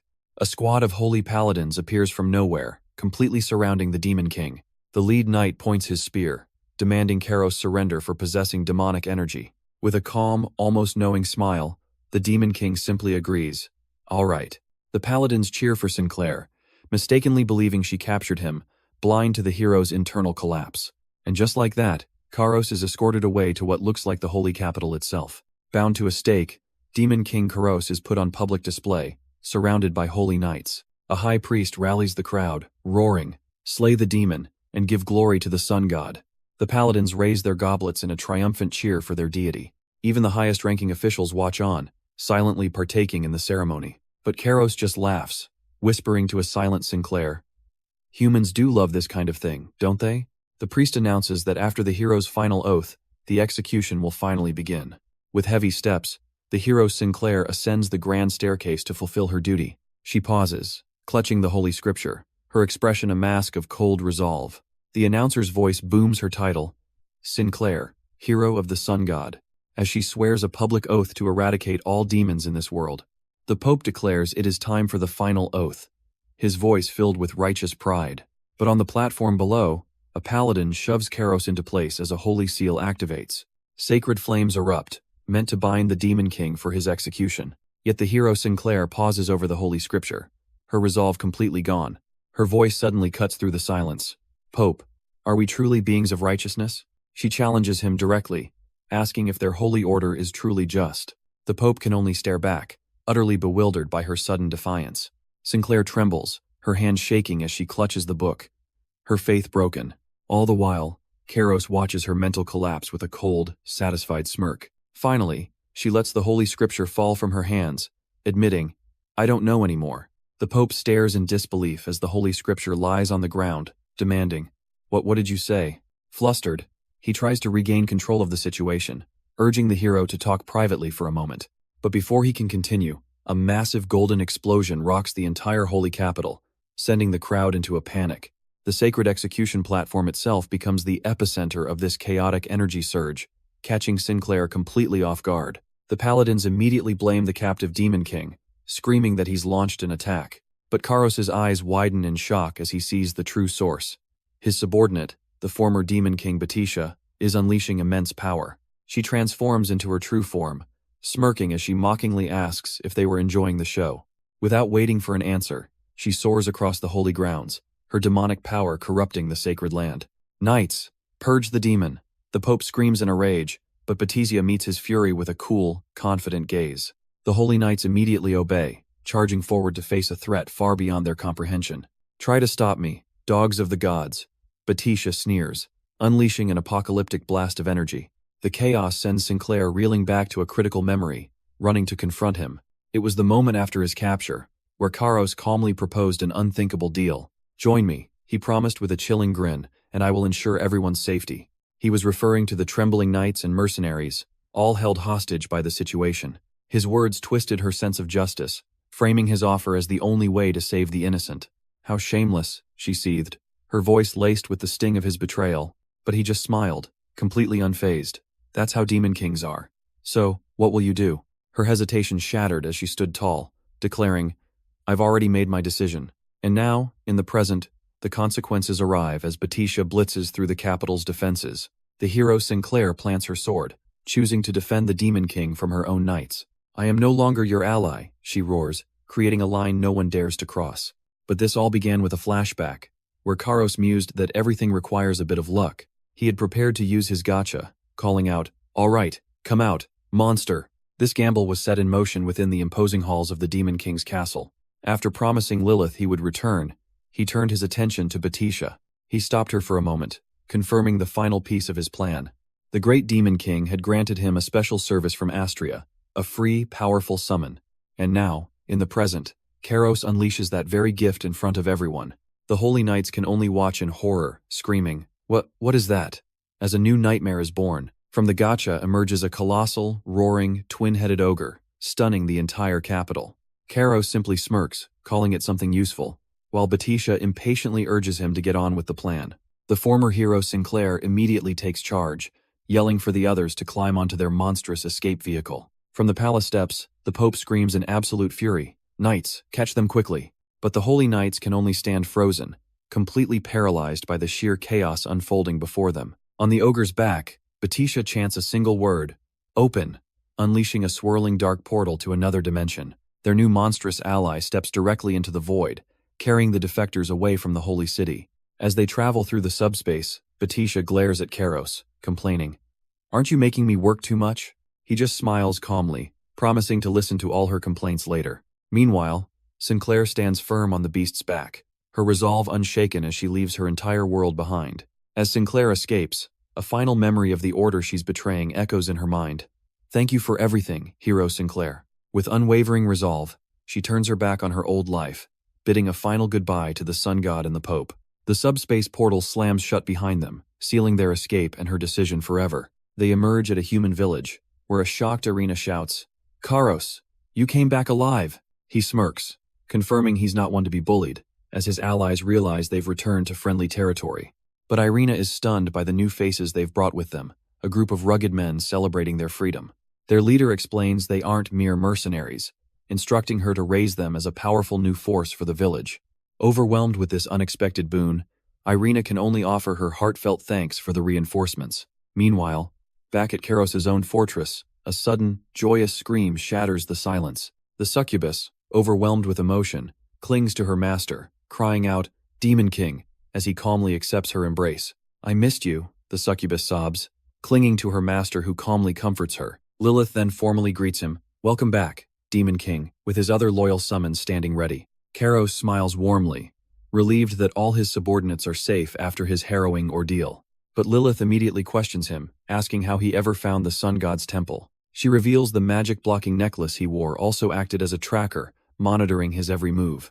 Across the table, the former Demon King Batisha scoffs. "Isn't the fact that this happened unlucky?" The reunion then erupts into joyous chaos as his other summons playfully mob their returned leader. One of his followers remarks that this is what true family feels like, as Sinclair playfully pinches Karos' cheek. The former hero then turns to him, finally addressing him by his true name, "Karos, right?" He smirks, confirming his identity with a chilling title. "Yes, the Demon King of Greed and Madness." Sinclair admits to herself that Karos is different from the evil Demon Kings she was raised to destroy. With her old life in ashes, she extends a hand, declaring, "I'm looking forward to working with you." He accepts, sealing the unthinkable pact between the fallen hero and the Demon King of Greed. To commemorate their new unity, Sinclair offers to cook, sparking immediate and unified terror from his demonic followers. She proudly presents her healthy meal, completely oblivious to the culinary nightmare she's about to unleash. The celebration devolves into chaos as everyone flees in horror from her disastrous cooking. A few days later, the strange new alliance begins its real work, assembling recruits in front of a massive estate. Batisha's sealed power is partially unlocked, crackling with raw energy as she prepares to test their first soldier. The man holds out for 20 minutes before collapsing, earning a rare compliment for a human. "You're not low grade, but high grade." Sinclair smirks, pleased they've found a powerful asset for the mysterious female lord they've sworn to help. With terrifying zeal, Sinclair begins her brutal training, promising to forge the new recruits into an elite force. Watching from afar, Lilith voices her concern over the former hero's volatile nature, questioning if she can truly coexist with demons. But Karos knows the truth. The Sinclair who abandoned the sun god is no longer a hero. She has been reborn as something far more dangerous, a fallen hero. Lilith agrees, but warns Kairos there are a few issues with their powerful new ally. The first issue becomes clear, as Sinclair's idea of bonding is a bone-crushing hug that terrifies the former Demon King Batisha. "Don't come closer, it hurts!" Batisha screams, desperately trying to escape the hero's friendly but painful grip. Even the summoned slimes aren't safe, left as quivering puddles after their own encounter. Witnessing the chaos, Kairos shifts focus to their resources, asking Lilith for a status update on their points. The number is a staggering 10,032, and Lilith reveals the shocking reason. Sinclair joining their side made their power skyrocket. Kairos realizes every major victory, from subjugating villages to Sinclair's defection, has been fueling his power. He finally understands these points are a measure of his influence as a Demon King, and a path forward becomes clear. "Lilith, let's go spend those points," he declares, ready to solve their immediate problems. But first, they step into a bizarre digital space, a place Kairos still finds deeply unsettling. Inside, Sinclair is already investigating the strange energy, noting it doesn't feel demonic at all. She confronts them, demanding to know how they entered her private domain, only to scoff, "I entered because I could." Suddenly, the great Demon King himself appears, but Kairos just sighs, annoyed at the constant meddling. Sinclair ignores the Titan, her eyes locked on Kairos, demanding to know his true power. "Is it summoning?" Batisha bursts out laughing, revealing his secret to everyone. His ability is that Gacha. Isn't that hilarious? Now alone with his 10,032 points, Kairos sees two options before him, a choice that will define his next move. He's faced with a new choice, a white box for items and a mysterious black box for monsters. Lilith reveals this new option is a service from the great Demon King, much to Kairos' surprise. But the price is staggering. Lilith warns him, "You'll need to use 5,000 points just to unlock a new box type." Undeterred, Kairos simply decides, "Let's open a new box, Lilith," ready to gamble his future. Lilith begins a powerful incantation, her magic circle glowing as she prepares the new gacha. A wave of energy blasts outwards, pushing back even the mighty hero and the former Demon King. With the new option unlocked, Kairos decides to buy 8 of the 500 point boxes, not knowing what to expect. His entire inner circle gathers around him, watching intently as he prepares to open his prizes. As Batisha mocks his power, Kairos shuts her down with a cold, "I said, be quiet." He opens the first box, and a blinding, legendary light erupts, hinting at an incredible reward. But the legendary light reveals not a weapon, but a bizarre voucher for a hug from a passing demon. Kairos stares at the absurd reward, completely baffled by what his points have been wasted on. Turning to his most trusted advisor, he demands, "Lilith, what's this?" But even she is flustered, her body trembling as she stammers his title. "My body is moving on its own," she cries out, a strange magic taking control. Before Kairos can even process her words, she lunges forward and grabs him against his will. The voucher's power forces her into an embrace, leaving the new Demon King utterly stunned. As the succubus watches with a knowing smirk, the awkward hug continues under everyone's gaze. The ridiculous scene makes Batisha erupt in frustration, screaming, "This is just wrong!" "Quiet," Kairos snaps, glaring at the remaining boxes, wondering what other useless prizes await him. Kairos sifts through his latest gacha rewards, sighing that there's nothing useful. But Lilith points out a single voucher for renovating the Demon King's castle, a costly but necessary expense. Realizing this will save them a fortune, his mood instantly brightens, declaring it's the perfect solution. With a new plan in mind, he confidently commands, "Open the gate to the demon world, Lilith." Suddenly, Sinclair steps forward insisting, "Wait, I want to go too," catching him completely off guard. Batisha immediately objects, arguing a mere human would be of no help on such a mission. As a swirling portal opens, Kairos cuts them both off, stating firmly, "No, I'm going alone this time." He gives a cryptic smile, explaining there are other, more important things he needs to take care of personally. The scene then shifts to a sprawling city under a blood-red moon, far from any demon territory. Arriving on a quiet street, Kairos approaches a lone building, confirming to himself, this should be the place. He arrives at the workshop of a renowned craftsman, finding a familiar face hard at work. The apprentice, Luberia Brondri, turns in shock, instantly recognizing her old academy classmate, Kairos. "Long time, no see," he says coolly. But she retorts that he's a proper Demon King now. She tries to brush him off, claiming she's far too busy to talk. But Kairos isn't here to ask, instead presenting a strange voucher for renovating a prison. As the item's magic binds her, she screams his name in pure rage. He simply tells her to do a good job, but she furiously refuses to work for him. With a smug grin, Karos reveals the item's true power as an inescapable command voucher. His new craftsman secured, he turns to leave, announcing it's time to get to work. His next target is finally revealed: the Demon World's intelligence agency, a place known only as where the old snake dwells. At the edge of the Demon King's city lies a shadowy building boasting top-class intelligence. Karos enters, knowing this place is run as a hobby by a former great demon king. Inside, he confronts a hunched old woman, mocking her nasty hobby of transformation.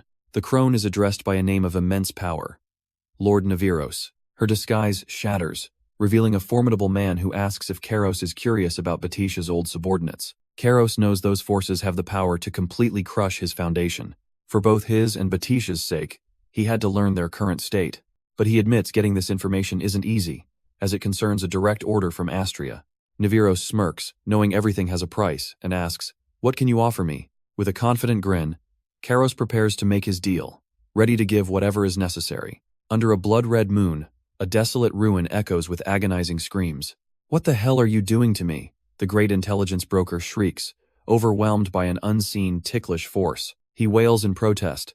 "You can't treat a retired demon lord like this," as a feather dances across his foot.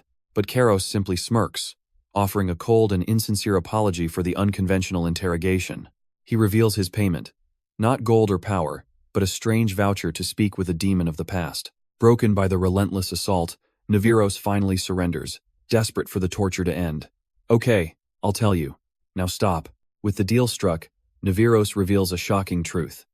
Batisha's former subordinates aren't actually looking for her. Karos presses for their true motive, questioning if they're simply defending their territory or plotting a full-scale rebellion. Naviros confirms they are merely protecting their own lands, a matter he claims is now beyond his jurisdiction. Having gotten exactly what he needed, Karos thanks the flustered lord, his mission a complete success. Karos tries to leave, but Naviros shouts in frustration, "This is the 4th time you've screwed me over." His tone then softens, remarking how much Karos has grown from the little kid he once was. Karos turns back with a sharp glint in his eye, mockingly asking if the old lord is reminiscing. Naviros probes deeper, slyly bringing up a childhood best friend named Sinclair. A memory of a sunlit field flashes by, but Karos clarifies that the hero he knows now is not that innocent child. "I know that," he replies with a knowing, almost pained smile, accepting their changed reality. Naviros then reveals his own tragic past, confessing, "I have abandoned her, I dethroned myself as the great demon king." He acknowledges their different choices, telling Karos he wishes to take a different path from him. Karos simply walks away, dismissing the entire conversation as stating the obvious. But Naviros stops him one last time, his voice suddenly serious, as he poses one final, critical question. Naviros stares intently, cutting to the heart of the matter. "What do you really want?" Karos just laughs, offering a ridiculously noble lie. "No doubt, I want world peace." The scene flashes back to a dark room where Naviros, disguised as an old woman, first observed the ambitious boy. We see a much younger, desperate Karos on the ground, trembling before an imposing figure. He clutches at the man's leg, his voice breaking as he begs, "Let's make a deal, please."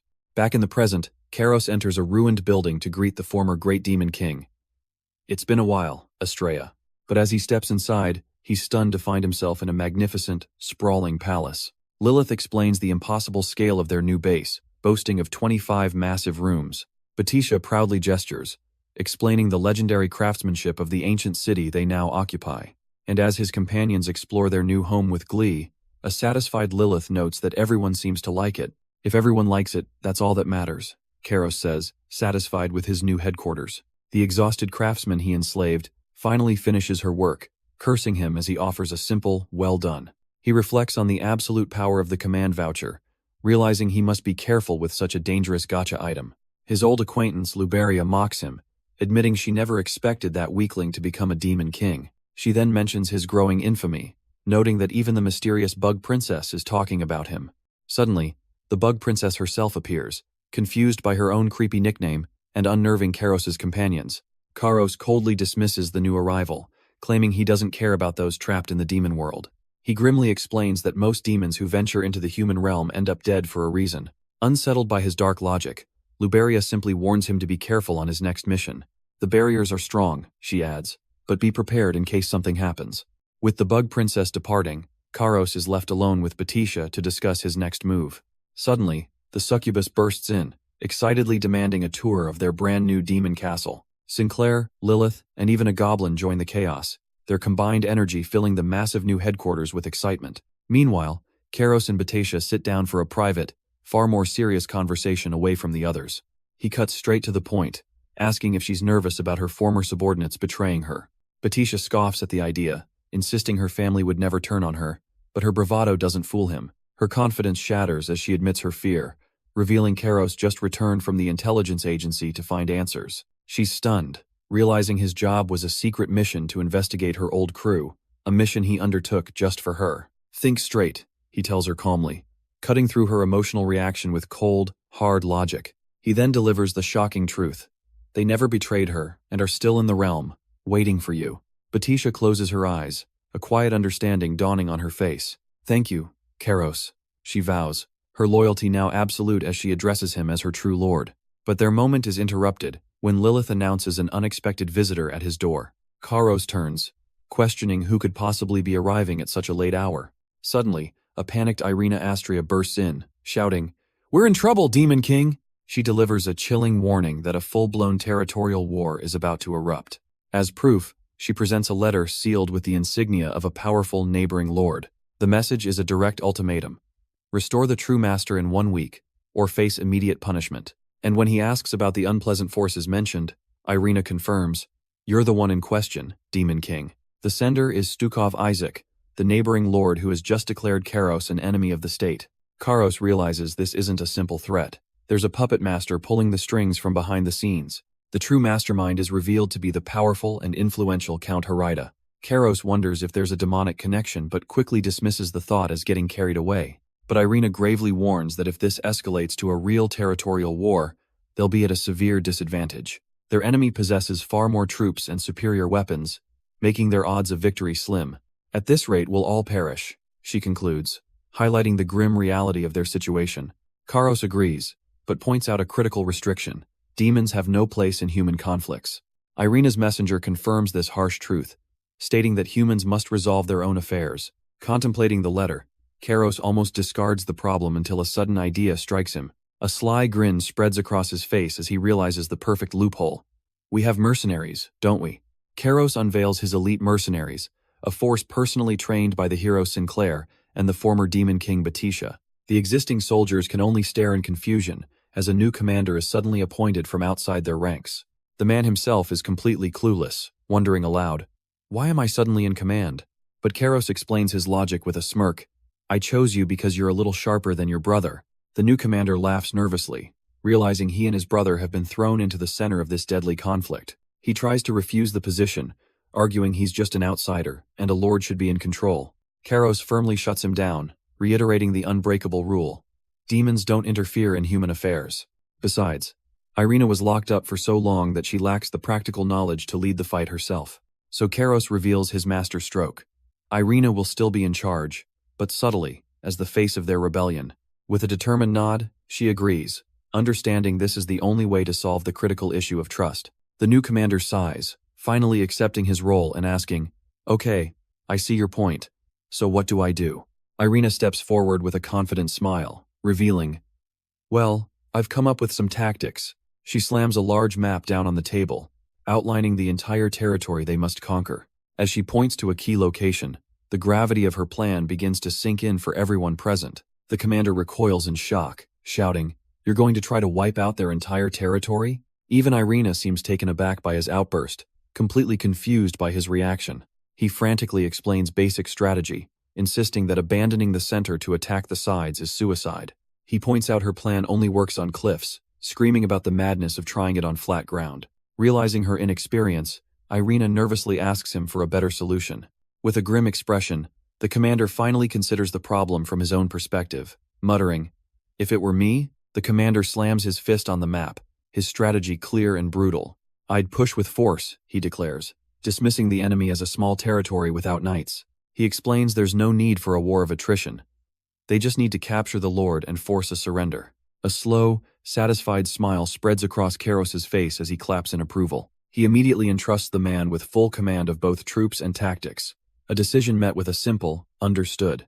But when Karos asks for his name, Irina is stunned he never even bothered to learn it. Karos coldly admits he never learns names, as most people are simply insignificant to him. The commander proudly introduces himself as Vivaldi, revealing his older brother is the legendary Thor. With a mighty roar, the hulking warrior Thor is shown, now recovered and ready to join the battle. "All right, Vivaldi," Karos says with a grin. "I'll be right behind you, so go rampage." A week later, Irina Astria rides at the head of her army, leading them into the heart of the conflict. "Fight! Defeat the enemy!" she roars, rallying her soldiers with a fiery speech. Vivaldi and his brother Thor stand with her, promising their mercenaries will guarantee victory. With a thunderous war cry, the two armies collide in a brutal clash of steel. Vivaldi is a blur of motion on the front lines, effortlessly cutting down the first wave of knights. From horseback, Irina provides support, loosing a volley of arrows into the enemy ranks. The battlefield quickly descends into a chaotic slaughter, with men screaming as they fall. But the tide turns when a colossal armored giant smashes through their lines, creating a path of destruction. Just as despair sets in, the legendary Thor steps forward, his massive axe glinting in the light. The enemy soldiers can only stare in abject terror, their advance completely halted by the presence of one man. With a thunderous roar, Thor leaps into the enemy lines, a one-man wrecking crew. He carves a path of destruction through the armored knights, the fight completely one-sided. But watching from the castle walls, Karos simply remarks, "Well, they're outclassed." Meanwhile, the enemy commander, Stukov Isaac, casually eats grapes from his throne, utterly unbothered. He is the neighboring lord orchestrating this entire invasion for his own gain. He smugly asks his subordinate about his plans for the conquered lands after their inevitable victory. His cruel intentions are laid bare: extort taxes for more soldiers and crush all neighboring estates. But his true desires are far more sinister as he begins to fantasize about the spoils of war. "All there would be left to do is enjoy myself," he sneers, lost in his depraved thoughts. Suddenly, a blood-curdling scream echoes from behind a mysterious closed door, cutting through the silence.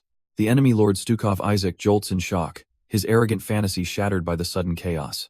A frantic knight bursts into the throne room, screaming, "My lord, we're in trouble." His face is a mask of pure terror as he warns that the enemy has already breached their defenses, and the source of their fear is revealed. Thor, Vivaldi's older brother and a legendary mercenary captain. Surrounded by guards, the monster of a man faces the trembling lord who pathetically demands his surrender. But Thor just smirks, his eyes gleaming with bloodlust as he asks, "What is surrender?"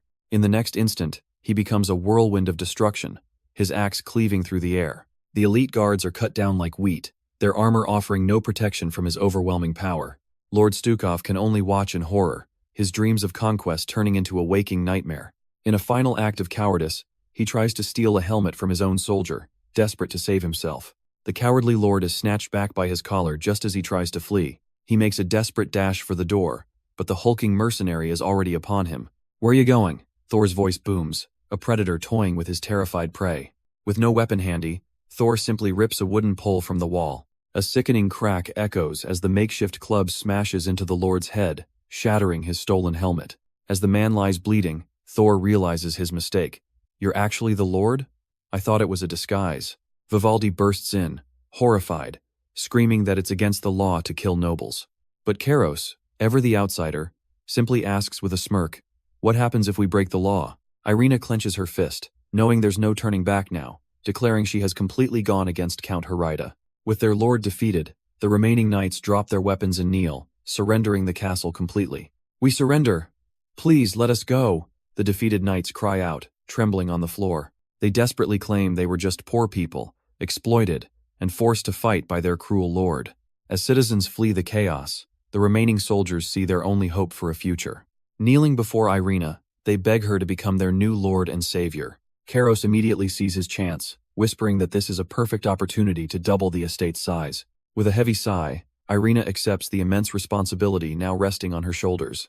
The soldiers erupt in cheers, celebrating their newfound freedom under a worthy leader. With the battle won, Karos, Vivaldi, and Irina stand together as the new power in the region.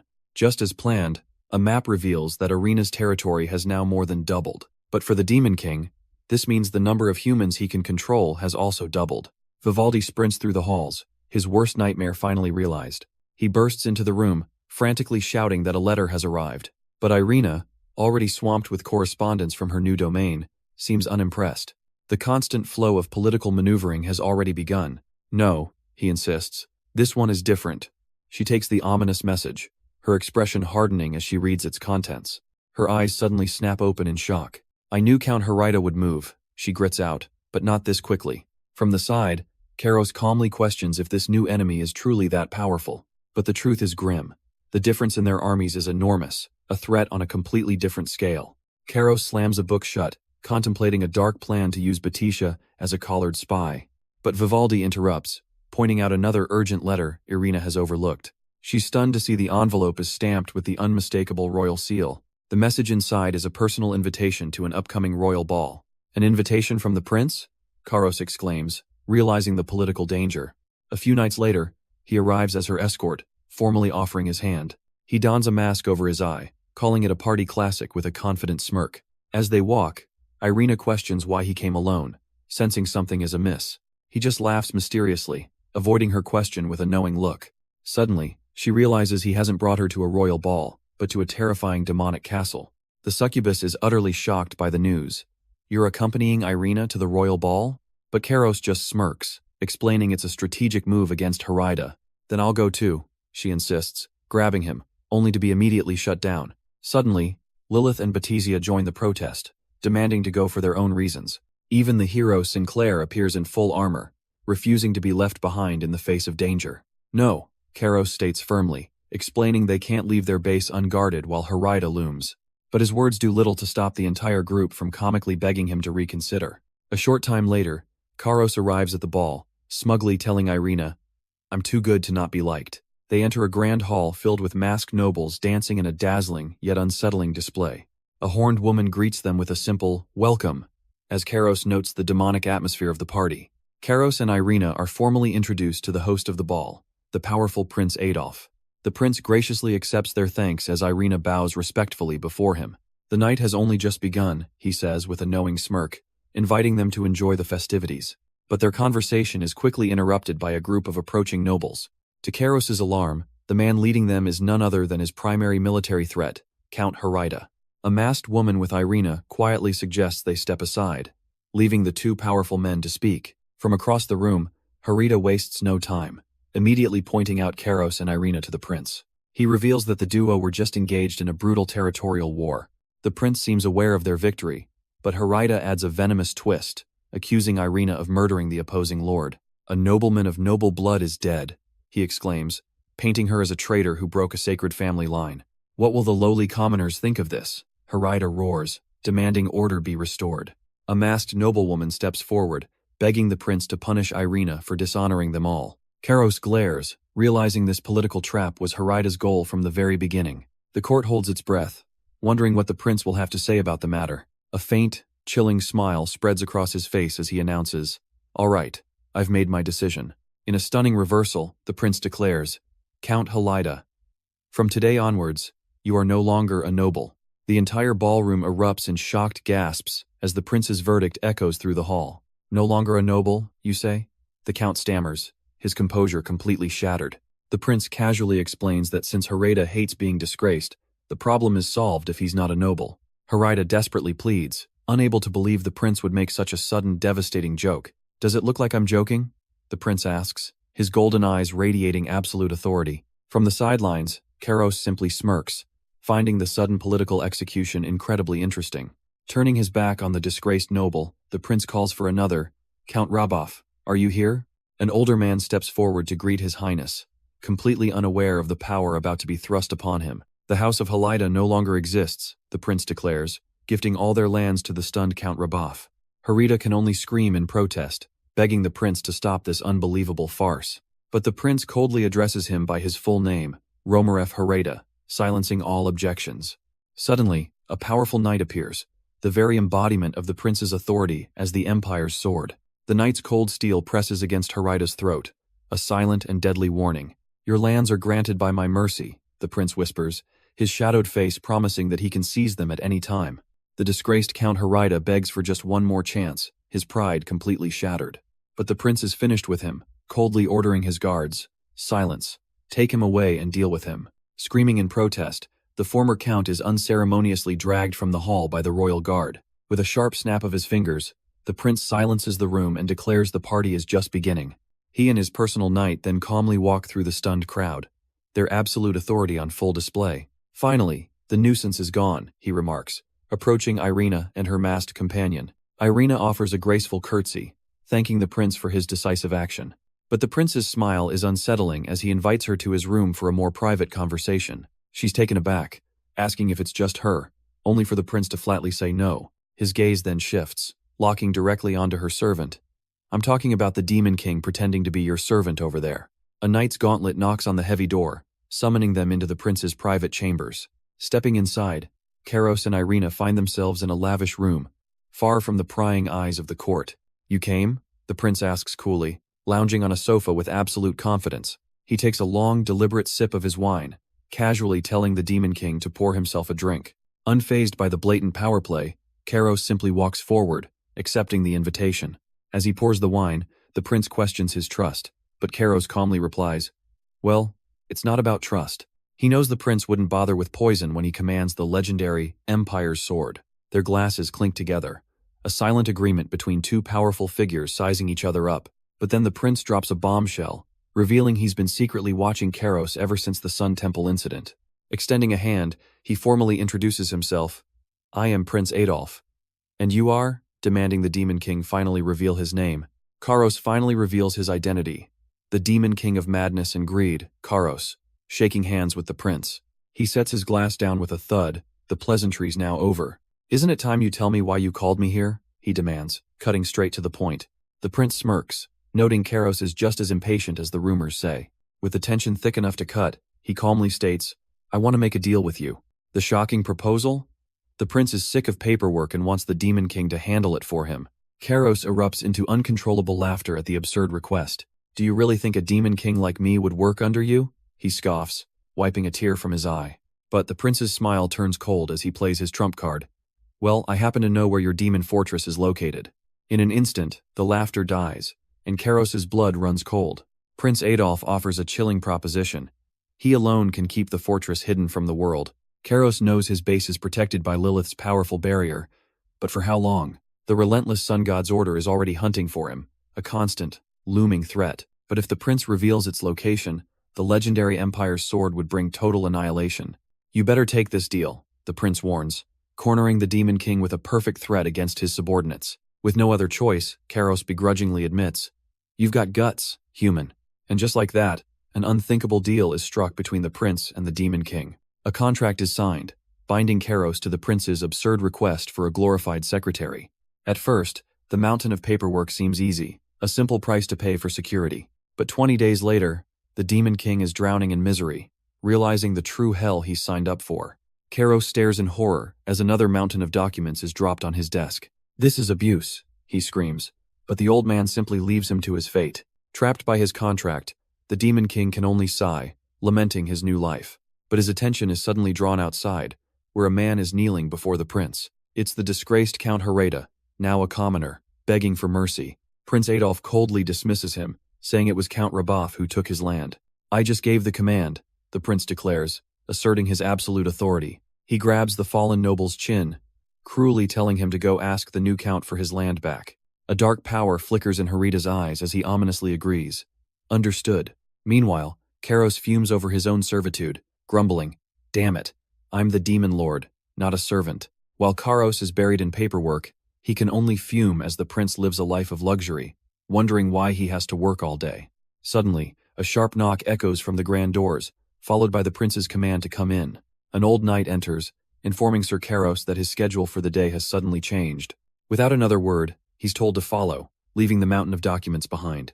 Outside, a grand royal carriage awaits, ready to depart at a moment's notice. Inside, he finds himself sitting opposite Prince Adolf, who coldly corrects him. "It's His Majesty, the Prince." Karos demands to know why he's been dragged along to what is clearly a family meeting. The prince smirks, revealing the truth. He needs an intimidating shield in case his siblings become a bother. As the carriage rumbles on, carrying the demon lord to an unknown royal confrontation, Karos can only sigh at the prince's audacity. But their journey is cut short when the prince looks out with a confused expression, asking, "What's this?" The royal carriage screeches to a halt as the driver shouts, "An enemy has appeared." A man with a sinister smile steps from the shadows, calmly stating, "You finally came." His eyes burn red with hatred as he sneers about the prince's eternally rebellious look. Outside, the carriage is surrounded by knights as the legendary Romaref is questioned for blocking their path. But the true mastermind, Count Harada, unleashes a torrent of dark power, shocking Kairos with its demonic nature. The energy erupts into multiple shadowy figures, raising the terrifying question of whether he summoned a demon lord. These demonic beings cackle with glee, confirming they were brought here specifically to deal with the real prince. But one lunges for the knight, declaring its true target is the Empire's sword, one of humanity's strongest. Harada gloats, asking if his summoned force is enough to eliminate the prince's greatest protector. Unfazed, Prince Adolf simply asks, "Did you strike a deal with the demon lord just to kill me? I'm willing to give up everything if it means I can kill you," Harada declares, his demonic power swelling around him. "That is my wish, Your Highness," he sneers, raising his corrupted blade for the final blow. He lunges forward in a flash of dark energy, aiming to strike the prince down in a single move. A massive explosion of demonic power completely engulfs the royal carriage, tearing through the forest. Inside, the legendary Romaref shoves the prince to safety, yelling, "Get inside! The magical barriers are better protection." But Kairos just smirks at the chaos, finding it all interesting as the prince questions his involvement. The prince then turns to Kairos, asking if he recognizes these demon lords. But Kairos simply answers, "No." He adds with cold certainty that while he doesn't know them, they are definitely not weak. He recalls that most demon lords were killed, meaning these 5 survivors must be at least mid-level threats. The prince calmly assesses the situation, noting Harada's rage before asking his unseen subordinate for a plan. From the chaos, a woman's voice commands Count Harada to shut his mouth, leaving him stunned. A steel gauntlet crushes a demon's face, revealing the source of the command. To everyone's shock, the legendary knight Romaref is actually a woman with flowing white hair. She sighs, cursing the prince under her breath, clearly annoyed at having to reveal her hand. But a demon lord screams, "Die!"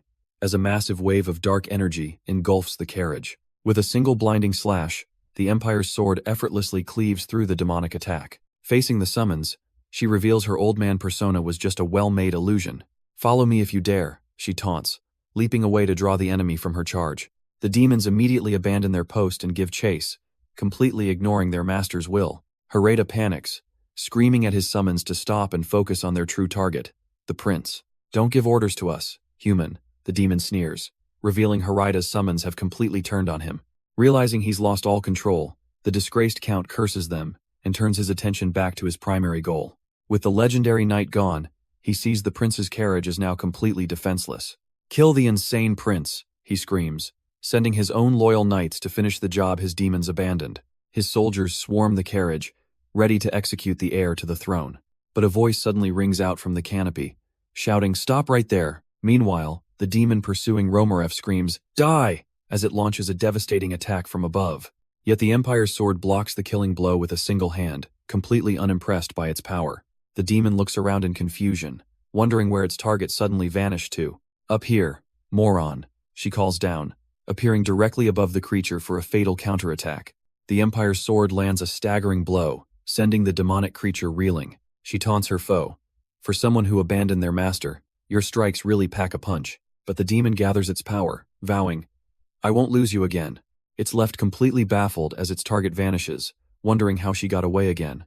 Romaref reappears in an instant, striking true while warning, "Never let your guard down." Suddenly, a golden warrior intercepts the demon's attack, sending it flying with an overwhelming blast of power. The creature is slammed into the ground with enough force to shatter the very earth beneath it. With one enemy down, the knight calmly observes, "Only 4 left." She then reveals the captured spirit swirling within her blade, asking with a smirk, "Well then, shall we play for real now?" The royal carriage explodes in a blinding flash, throwing both Kairos and the prince to the ground. Kairos rises instantly, his hand glowing with dark power as he warns, "Step aside, and I won't kill you." The attacking knights recoil in shock, sensing an impossible presence and muttering, "Another demon lord over there?" Realizing his ambush is failing, the disgraced Count Harada seethes with absolute desperation. "I have no choice but to eliminate him myself," he snarls, lunging directly at the prince. But his killing blow is stopped cold as Prince Adolf catches the dagger with his bare hand. Blood drips from the prince's palm as he grips the blade with inhuman strength, refusing to yield. The prince glares with contempt, his raw power completely catching the desperate count off guard. Suddenly, Harada breaks the stalemate with a vicious kick, sending the prince flying as Kairos cries out his name. The count follows up with a brutal gut punch, screaming, "Die!" as the prince coughs up blood. Collapsed and bleeding, Prince Adolf mockingly asks if the demon lord will spare him. Karos offers a new contract. "How about we change the condition to saving my life just once?" A binding magical light erupts as a new contract is formed, shocking the furious Count Harida. With the deal struck, Karos summons a strange, gurgling green slime to the battlefield. The slime immediately attacks Harida's knights, who recoil in shock from the bizarre creature. The disgraced count can only stare in horror, his assassination plot completely derailed. Suddenly, the slime engulfs the count, trapping him within its gelatinous body. "Let me go," he screams, thrashing uselessly against his bizarre, inescapable prison. Karos watches with a calm expression, relieved that his unexpected gambit paid off. But just as the crisis seems over, he senses a new presence as a shadowy figure flees into the woods. The Empire's sword desperately rushes through the forest, screaming for Her Highness. She finds Prince Adolf gravely wounded, his hand trembling as he weakly utters her name. "Now that it's over, you show up?" he seethes, grabbing her arm in fury. Their attention turns to the captured Count Harida, with Romaref asking what should be done. But Karos calmly explains that since the demon lords are dead, the traitor will simply vanish. Inside his slime prison, Harida screams a final curse, warning that the prince will destroy the empire. His body immediately dissolves into dust, the terrifying price for his broken demonic contract. The prince coldly questions the nature of Harida's contract, but Karos simply calls it his own fault. "Demon Lord Karos," the prince says, grabbing him, "to propose a deal at such a precise moment, I'm impressed." But the Empire's sword remains suspicious, demanding to know why an enemy of humanity would save them. Prince Adolf dismisses Romaref's concerns, asking if Karos's true nature even matters now. He admits a demon lord who fights for humans is an incredibly rare and valuable ally. "Karos, I like you," the prince declares, vowing to be on his side from now on. The two seal their new, unexpected alliance with a firm, blood-stained handshake. Meanwhile, at the Demon King's castle under a crimson moon, a celebration is being prepared. Batisha wonders aloud if today is some kind of special occasion, surrounded by a feast. But Lilith arrives with a stunning announcement. Karos has accumulated a staggering 10,000 points. He casually explains he just got rid of Count Harida and earned the prince's favor. Overjoyed, Batisia raises her glass, declaring that on such a great day, they can't skip the drinks. "Obviously until dawn," she cheers, much to Karos's exhausted surprise. The next morning, the aftermath of their wild celebration is clear. A very drunk Batisha leans in close, slurring, "You should be grateful, Karos." Completely unfazed, he sips his wine and asks what nonsense she's been talking about. "Do you think it's easy being surrounded by women like this?" she boasts, gesturing to his powerful, all-female retinue. With a flick of his wrist, he coldly dismisses her claims as pure delusion. His comment ignites chaos as his powerful subordinates all start yelling their own grievances at him. Ignoring the noise, Karos decides he won't summon any monsters for now, saving his points for a true emergency. But Lilith immediately pivots to a new crisis, asking how he'll solve the problems in the human village. The shocking truth is revealed. The territory is completely broke, its treasury empty and covered in cobwebs. Karos sighs in frustration, wondering aloud if he really has to clean up after such incompetent humans. Lilith delivers the grim news that without funds, they'll only survive for 3 months at best. With no time to waste, Karos rises and declares, "Let's go find some money." His entire retinue of powerful women immediately falls in line, ready to follow their demon lord's command. He reveals his plan, a way to earn money instantly using the material summoning box. This was the same box that previously granted him powerful artifacts and even cash from the human world. "Slime, come here," he orders, preparing his summons to devour any trash that might appear. He cautiously inspects the results of his gamble, hoping for a valuable outcome. The box yields a plate overflowing with jewels, coins, and rare fruits from a distant land. Lilith assesses the haul, confirming it's worth about 3 months of living expenses for the entire territory. But Karos questions the cost of 3,000 points, and even Lilith admits it's hard to say if the trade was truly worth it. With the prince's backing, Karos smirks, believing they're safe from invasion, or so he hopes. Deciding to press his luck, he gambles another 3,000 points on the summoning box. The box explodes with nothing but party favors, a complete and utter dud. "This time for sure," he declares, burning another 5,000 points in a desperate all-or-nothing bet.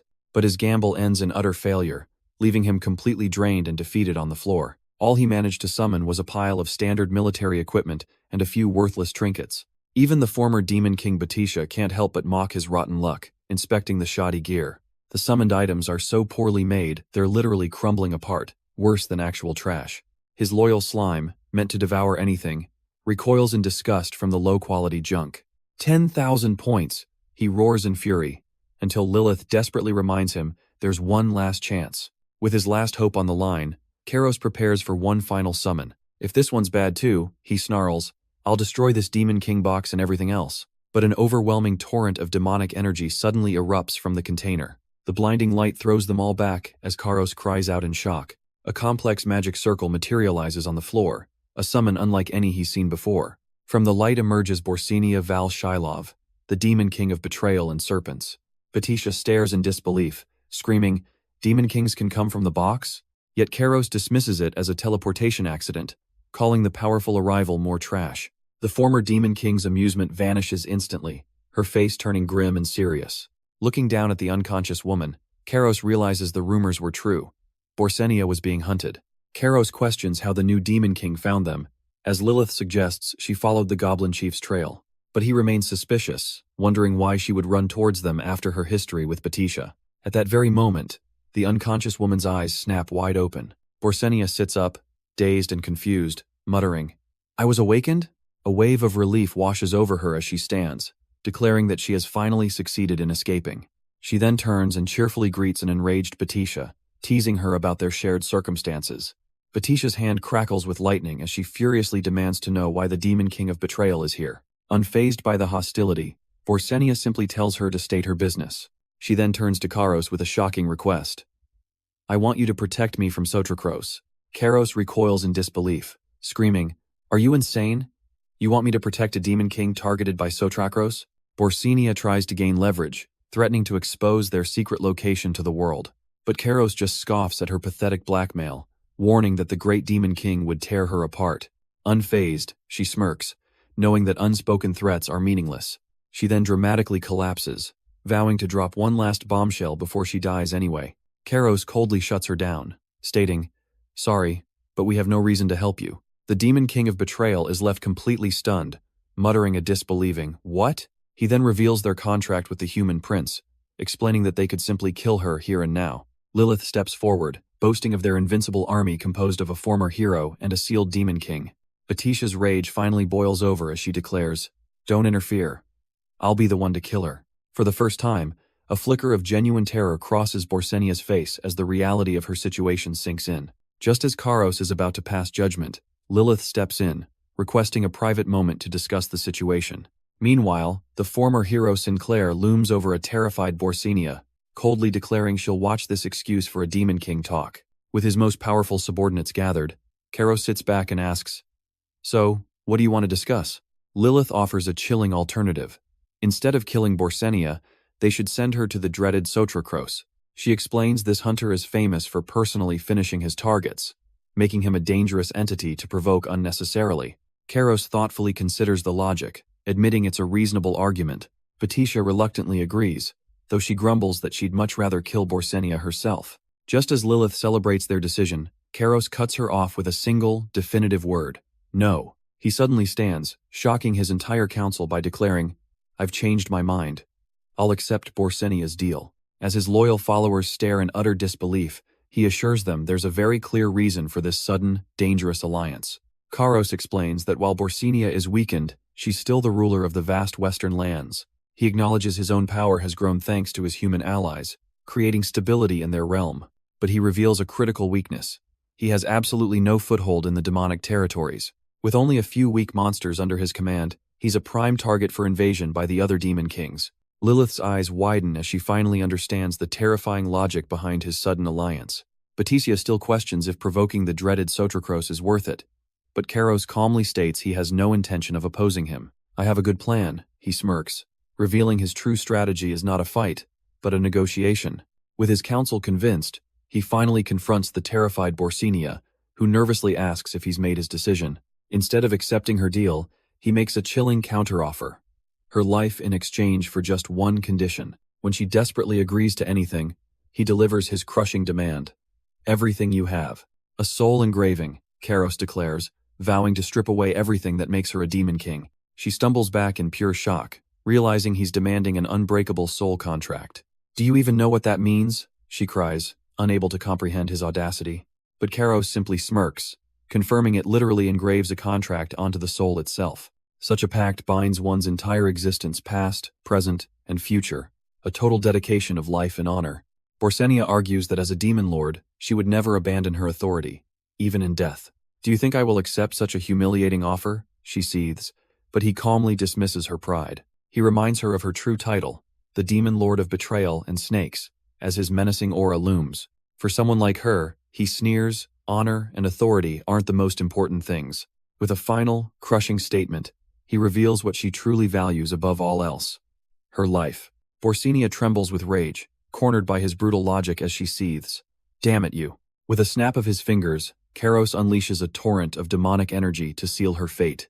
A soul-binding magic circle erupts beneath her feet, its ancient runes glowing with absolute power. She stares in shock as Kairos smirks, the sheer scale of the contract dawning on her. He gives her the final, chilling choice. So what will it be? Will you die, or will you live? Accepting her true nature as the Lord of Betrayal, she finally breaks, declaring, I will choose to live. Immediately, the contract's power surges, engulfing her in a pillar of inescapable purple light. Kairos formally declares the pact, invoking the name of the great demon king himself to bear witness. Head bowed in submission, Borsenia recites the vow, dedicating her very existence to him. But as she agrees with a simple yes, a sly wink reveals the demon king of betrayal is far from broken.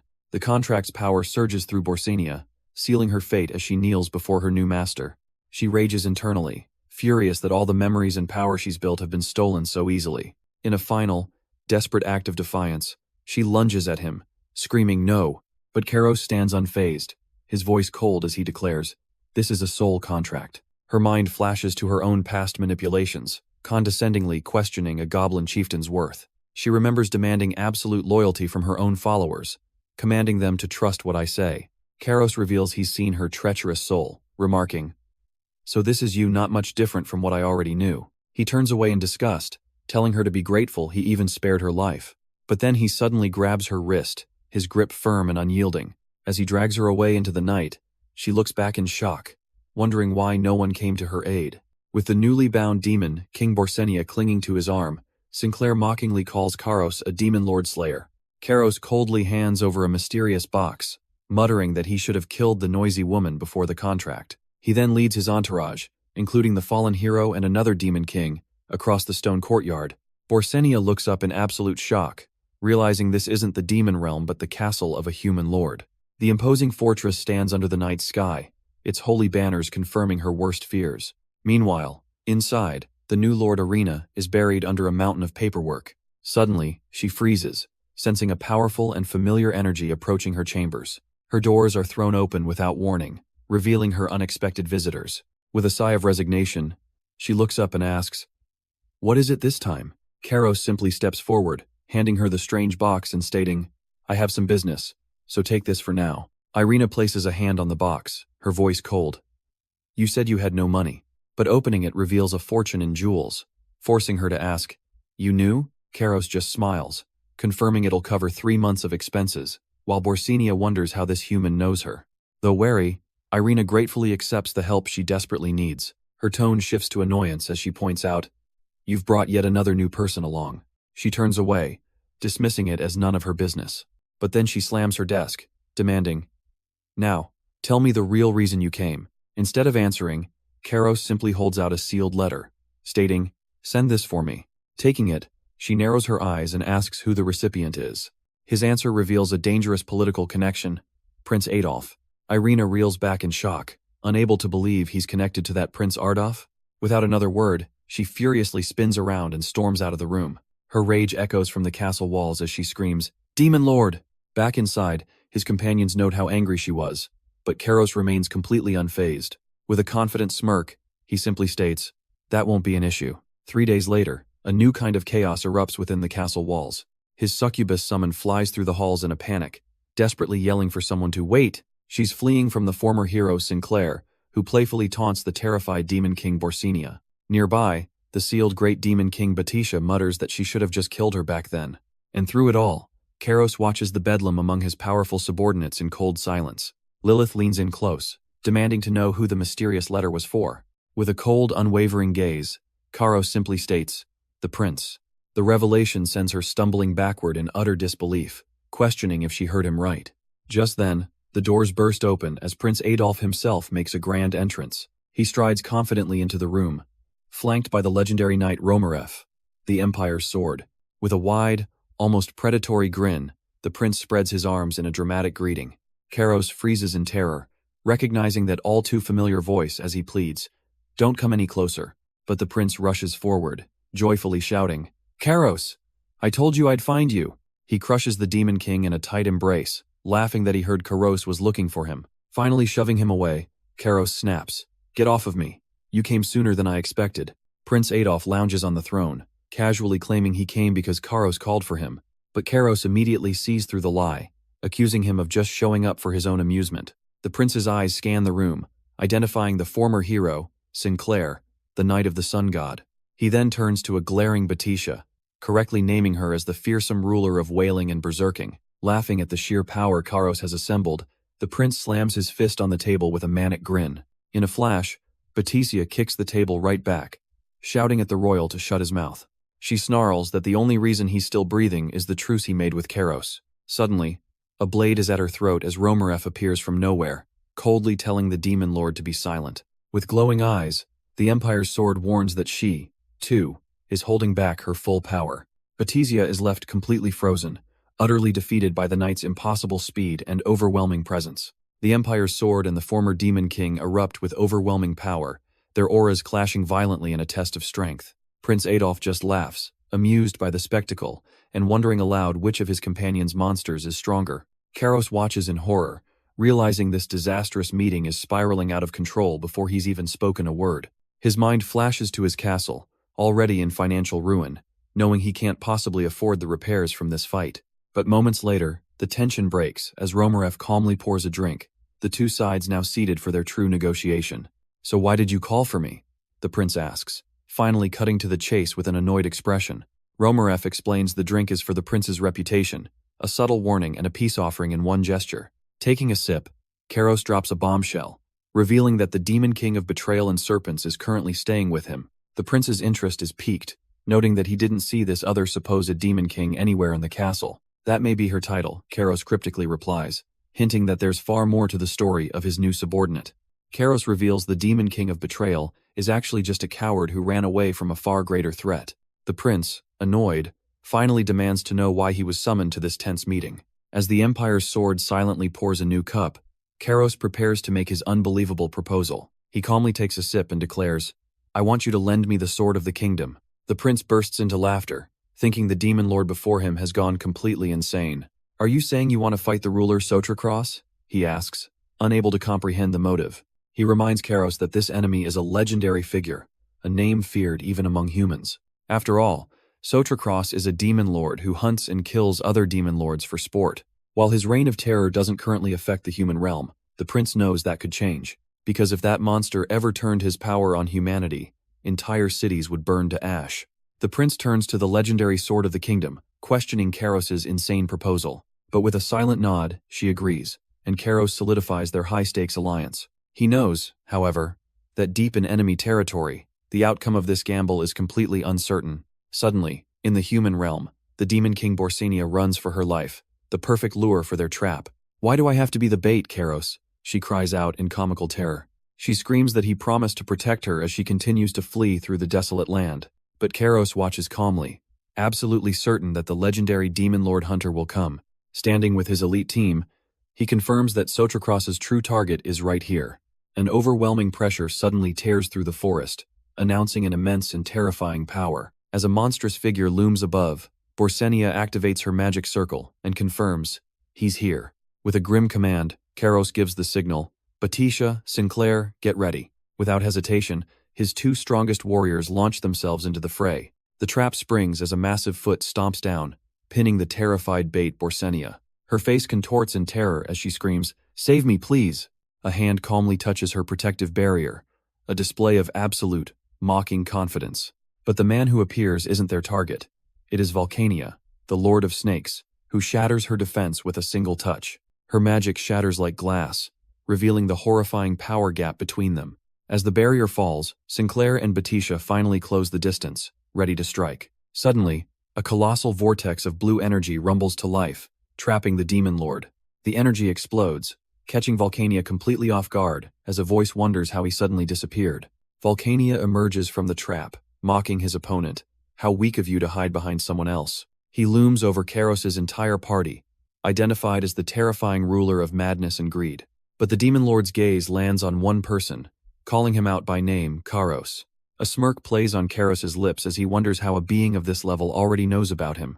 While his allies urge him to act now, Karos remains unnervingly calm, a plan already in motion. The demon lord suddenly finds himself face to face with the boy, completely baffled by the sudden shift. Karos coolly reveals he knows their true target was Sotracross, one of the four rulers. He then offers a strange ticket, casually suggesting, "How about we talk before we begin fighting?" The bizarre invitation is a ticket that forces a demon to pay for your meal. But as Volcania holds it, he realizes with horror, "My power is being controlled." Volcania scoffs at the bizarre ticket controlling him, demanding to know, "Is that your power?" But Karos simply smiles, calmly inviting the enraged demon lord to a nice long conversation. Getting straight to the point, Volcania crosses his arms, ready to hear the boy's ridiculous proposal. "Are you telling me to leave a mark on my record?" he growls, furious at the implication of failure. "Not at all," Karos replies, explaining that the hunter Sotracross is known for never letting his targets escape. He elaborates that letting someone go would be the equivalent of scarring the hunter's perfect reputation. However, Karos then reveals a shocking truth. Volcania isn't the one Sotracross should be after right now. Utterly confused, Volcania demands to know why Sotracross is even killing other demon lords in the first place. Karos leans in, revealing the crucial secret. The other demon lords don't understand why they're being hunted. Meanwhile, his allies can only watch from a distance, completely unable to hear the world-shaking negotiation taking place. From the sidelines, a terrified Borsenia grabs Lilith, wondering if the demon lord will let them live. But Volcania's head suddenly snaps in their direction, his killing intent causing the young demon king to shriek in fear. Both women immediately avert their eyes, desperately muttering that they didn't make eye contact with the monster. Meanwhile, Karos calmly lays out the hunter's simple pattern, explaining he doesn't just kill any demon lord. "You only kill demon lords who have not fulfilled their duties," he reveals, as a smirk finally crosses Volcania's face. To prove his point, Karos begins listing the hunter's previous victims, starting with the very first one. He names Rano, the Lord of Safety and Peace, who was executed for his failure. Next on the list was Folklore, the Lord of Music and Selling Out, who met the exact same fate. And now, Karos declares, the hunter's next target is Volcania himself, the Lord of Snakes and Betrayals. With the shocking truth finally revealed, a sudden gust of wind sweeps across the field, signaling a dramatic shift. Karos reveals his master plan. By controlling Volcania, he has forced him to fulfill his duty as a demon lord. Because of that, he declares, you no longer have any reason to go after her. Volcania finally understands the twisted logic, acknowledging Karos as the Lord of Change and Greed. But he smirks, pointing out a critical flaw in the plan. You now have 2 demon lords working under you. Karos is left completely baffled by this unexpected revelation. Suddenly, Volcania's power erupts as he questions if Karos is truly different from the traitors he's already executed. Your reasoning wasn't incorrect, Karos admits, his own dark aura flaring as a hidden power is revealed. Their energies clash as Volcania roars that Karos will never understand his true conviction. But the situation spirals out of control, and Karos panics, shouting, "Damn it, I was worried about this." In a flash, Batisha tackles him to the ground, saving him from a devastating attack that obliterates the spot where he stood. "What's going on?" Batisha screams, as the team stares in shock at the failed attack. Sinclair grips her holy sword, her face grim as she questions, "Did it not work?" Karos looks down at the command ticket, admitting their negotiation was a complete failure. The Demon King's authority was useless, as Volcania's overwhelming power continues to rage completely unchecked. With his trump card gone, Karos can only pray his backup isn't late, as a new presence rushes through the forest. Suddenly, Batisha unleashes a torrent of dark energy, taunting their foe. "Where are you looking?" She channels her immense power into a single point, desperately questioning if her all-out attack will finally succeed. A massive cage of dark magic crashes down from the sky, trapping the unfathomably powerful demon lord.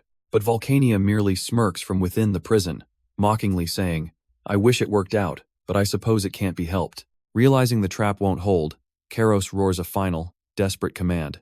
"Batisha! Sinclair! This is an order as your master." Their original mission echoes in his mind, a simple command to stop Sotracross. A deafening crash had signaled the start of their ill-fated ambush. The former hero Sinclair charged forward, a blur of golden armor and righteous fury. She unleashed a powerful slash, hoping to end the fight in a single blow. "Did it work?" she asked, a moment of false hope hanging in the air. But back in reality, a terrifying explosion shatters the magic prison, throwing her aside. "Not yet! Get away!" Karos screams, his warning coming far too late. Volcania appears in a flash, his voice a cold whisper.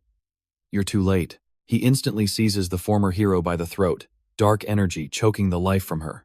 Powerless in his grip, Sinclair can only think one thing. Damn it. As Sinclair's armor dissolves, Batisha swoops in, questioning the hero's priorities. The former Great Demon King unleashes a torrent of dark, binding energy.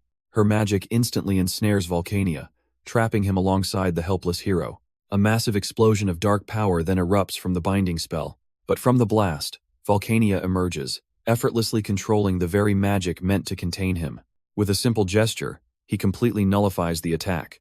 Karos watches in horror, recognizing the terrifying ability. Is that Sotracross's power? It's the absolute power to deny everything, a technique known as the End of Dawn. Now free, Volcania once again seizes the former hero, his grip unbreakable. "How troublesome," he mutters, casually tossing her aside like she's nothing.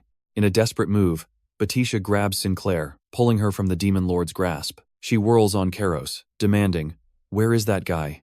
He grimly assures her that their backup will be arriving soon. Suddenly, a powerful presence tears through the forest at impossible speeds. But it's Volcania who appears, taunting Karos as the one who was rejected by nasty things. "No," he smirks, twisting the knife. "The one who believed he was abandoned by them." Sinclair looks back in utter shock, questioning if Karos truly believed such a thing. Volcania scoffs. "I will not lose to you," as a dark power gathers in his hand. But Batisia unleashes her own terrifying aura, declaring, "Since things have come to this." Her eyes burn with fury as she screams that now, they are even. Batisia unleashes a torrent of dark, shadowy power directly at Volcania. Their energies collide in a cataclysmic explosion of red and blue light. But Batisha can only watch in disbelief, as her attack is completely nullified. Sinclair is equally stunned, her face a mask of shock at this overwhelming power difference. Volcania stands completely unharmed, a look of utter contempt on his face. Suddenly, Prince Adolf arrives on the scene, shouting, "You're finally here!" Irina Astria appears beside Batisia, coldly stating she came alone to buy them some time. Just then, an immense demonic presence descends, revealing the true target, the Demon Lord Sotracross. "You really only choose the most insane things, don't you?" Irina mutters, staring down the impossible odds. From the shadows, Karos simply smiles and admits, "Haha, this wasn't my original plan." As Karos admits his plan completely fell apart, the Demon Lord Sotracross stands bewildered. But Irina Astria steps forward, drawing her blade and sneering, "Your excuses are pathetic. Just shut up and keep your head down." She lunges at the Demon Lord, a lone human against an overwhelming power. Sotracross effortlessly catches her blade with his bare hand, questioning if she's a chosen one of the gods. In response, a brilliant blue energy erupts from her sword, blasting the Demon Lord away. "You can tell?" she asks, her eyes burning with cold defiance. Scornfully, she rejects the notion of being honored by the god's power, unleashing an even greater aura. For the first time, the Demon Lord looks genuinely intrigued by this human's unexpected strength. Irina readies her stance, declaring that this fight might finally be worth her time. Taking her seriously, Sotracross unleashes a devastating punch, ready to crush her newfound confidence. Irina is stunned as the Demon Lord suddenly retracts his overwhelming power, asking what he's doing. "You are strong," Sotracross admits, before unleashing his true, terrifying demonic aura as your assigned enemy. Sensing the terrifying power gathering in the Demon Lord's hand, Karos screams a desperate warning. In a flash, Sotracross launches a swarm of shadowy serpents, moving with impossible speed. The dark tendrils instantly bind Irina, completely neutralizing her in a single move. Batisia panics, screaming that even a hero can't possibly face this monster alone. But Karos grabs her, urgently warning her to conceal her own demonic power from their enemies. Just then, the clatter of hooves announces the arrival of a royal army, their leader declaring, "They're here." He raises his hand, rallying the swords of the kingdom to defeat the Demon Lord now. Unimpressed, Sotracross charges directly into the ranks of the newly arrived knights. The royal army's charge is instantly broken as their lead knight, Quaisha, collapses in defeat. Sotracross steps over her, coldly mocking, "I thought you would be able to hold out for longer." The royal commander catches her limp body, realizing with dread, this isn't looking good. With her last breath, she warns him that this demon lord is on a completely different level. He entrusts the unconscious Quaisha to Sinclair's care, ordering her to get to safety. Just then, Prince Adolf arrives, annoyed at the commander's tardiness. The commander scoffs, condescendingly asking if he knows how hard it was to assemble these elite forces. Two of the legendary swords of the kingdom, Borean and Hallian, step forward, ready for battle. They are joined by two more masters, Valihan and Garian, their blades drawn. But as the final sword, Albert, appears, Adolf has a horrifying realization. Wait, Quaisha is a disguise? Sotracross scoffs at the legendary 5 swords of the kingdom, his demonic energy swirling around him. He turns his gaze to Karos, mockingly asking, "Are these your true cards?" Without hesitation, one of the swords, Garian, flashes forward in a blur of motion to strike. But Sotracross's power erupts as he declares, "This is still not enough to defeat me." The knight closes the distance, his blade aimed true for a killing blow. Though his sword finds its mark, Sotracross instantly counters with a devastating slash of his own. In a blink, the demon lord's hand is around Garian's throat, completely negating his speed. "Are you afraid?" Sotracross taunts the legendary Night Killer, his grip tightening. He questions their very purpose, wondering why they bothered to show up if they were just going to feel fear. As Garian chokes, another sword screams his name and charges in a desperate attempt to save him. The knight's desperate charge is met with overwhelming force, sending him and his comrade flying back. He can only groan in pain, completely outmatched by the demon lord's raw power. In a flash, Sotracross appears before them, a blur of pure demonic energy. He unleashes a terrifying wave of darkness, ready to end the kingdom's elite warriors. The entire battlefield is engulfed in a cataclysmic explosion, scattering the heroes like dust. The royal commander and Sinclair can only watch in horror, their faces pale with shock. From the sidelines, Vulcania smirks at the display as Karos quietly asks Batisha about the plan. Batisha smiles confidently, reassuring him, "Don't worry, 3 minutes." As blue lightning crackles around her, she reveals her trump card. "I can activate it in 3 minutes." With her preparations underway, she dashes off, leaving a trail of raw magical energy in her wake. But before Batisha's lightning can connect, Sotracross simply sidesteps the immense blast. Enraged at the slaughter, a veteran knight roars, "Damn you, Sotracross," and charges forward alone. Steel clashes against steel as the knight's blade meets the demon lord's with a deafening clang. But Sotracross effortlessly weaves past the attack, treating the kingdom's champion like a child. Even with another elite knight joining the assault, their coordinated strikes are completely useless. "You will pay for your sins with your life," the commander vows, swinging with all his might. The demon lord merely smirks, utterly unimpressed by the kingdom's supposed finest warriors. In a blur of motion, he sends the knights reeling back with a single, contemptuous push. Then, Sotracross unleashes his true power, a terrifying surge of dark draconic energy. The veteran commander can only grunt in agony as the overwhelming force slams directly into him.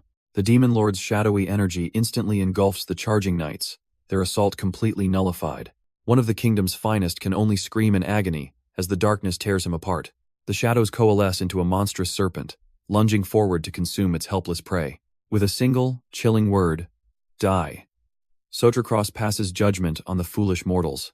The veteran commander's pride shatters as he screams for his men to run for their lives. But one knight makes a final, hopeless stand against the terrifying beast of shadow. Suddenly, from the sidelines, Batisha reveals her hidden trump card, admitting, "This is our only option." A massive, intricate magic circle erupts from the ground, catching the demon lord completely by surprise. Sotracross's arrogant smirk vanishes as he realizes the impossible. This is a teleportation spell? With a confident wink, Batisha bids him farewell. "See you in the demon world." The teleportation spell flares to life, sealing the demon lord's fate in a vortex of purple energy. Sotracross screams in absolute denial, "It's too late," as the magic consumes him completely. In a blinding flash of light, the overwhelming threat vanishes from the battlefield for good. The surviving royal knights finally collapse, the immense pressure of the fight suddenly gone.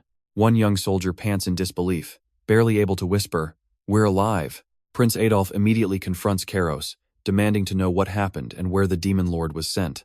Karos calmly explains the monster was simply sent back to his dark palace. But back at Karos's own ominous fortress, the true cost of this victory is being tallied. The royal commander grimly admits to Karos, "Things went differently from what we planned." His voice drops as he reveals the devastating price: 2 swords of the kingdom injured, and one of them died. "I didn't think he would be this powerful," the commander admits, reflecting on the sheer might of the banished demon lord. He explains to Kairos that Sotrakos is one of the 4 great rulers, a threat beyond their comprehension. But Kairos simply pats his shoulder, insisting that defeating him was a victory worth the cost. The commander disagrees, revealing a new crisis.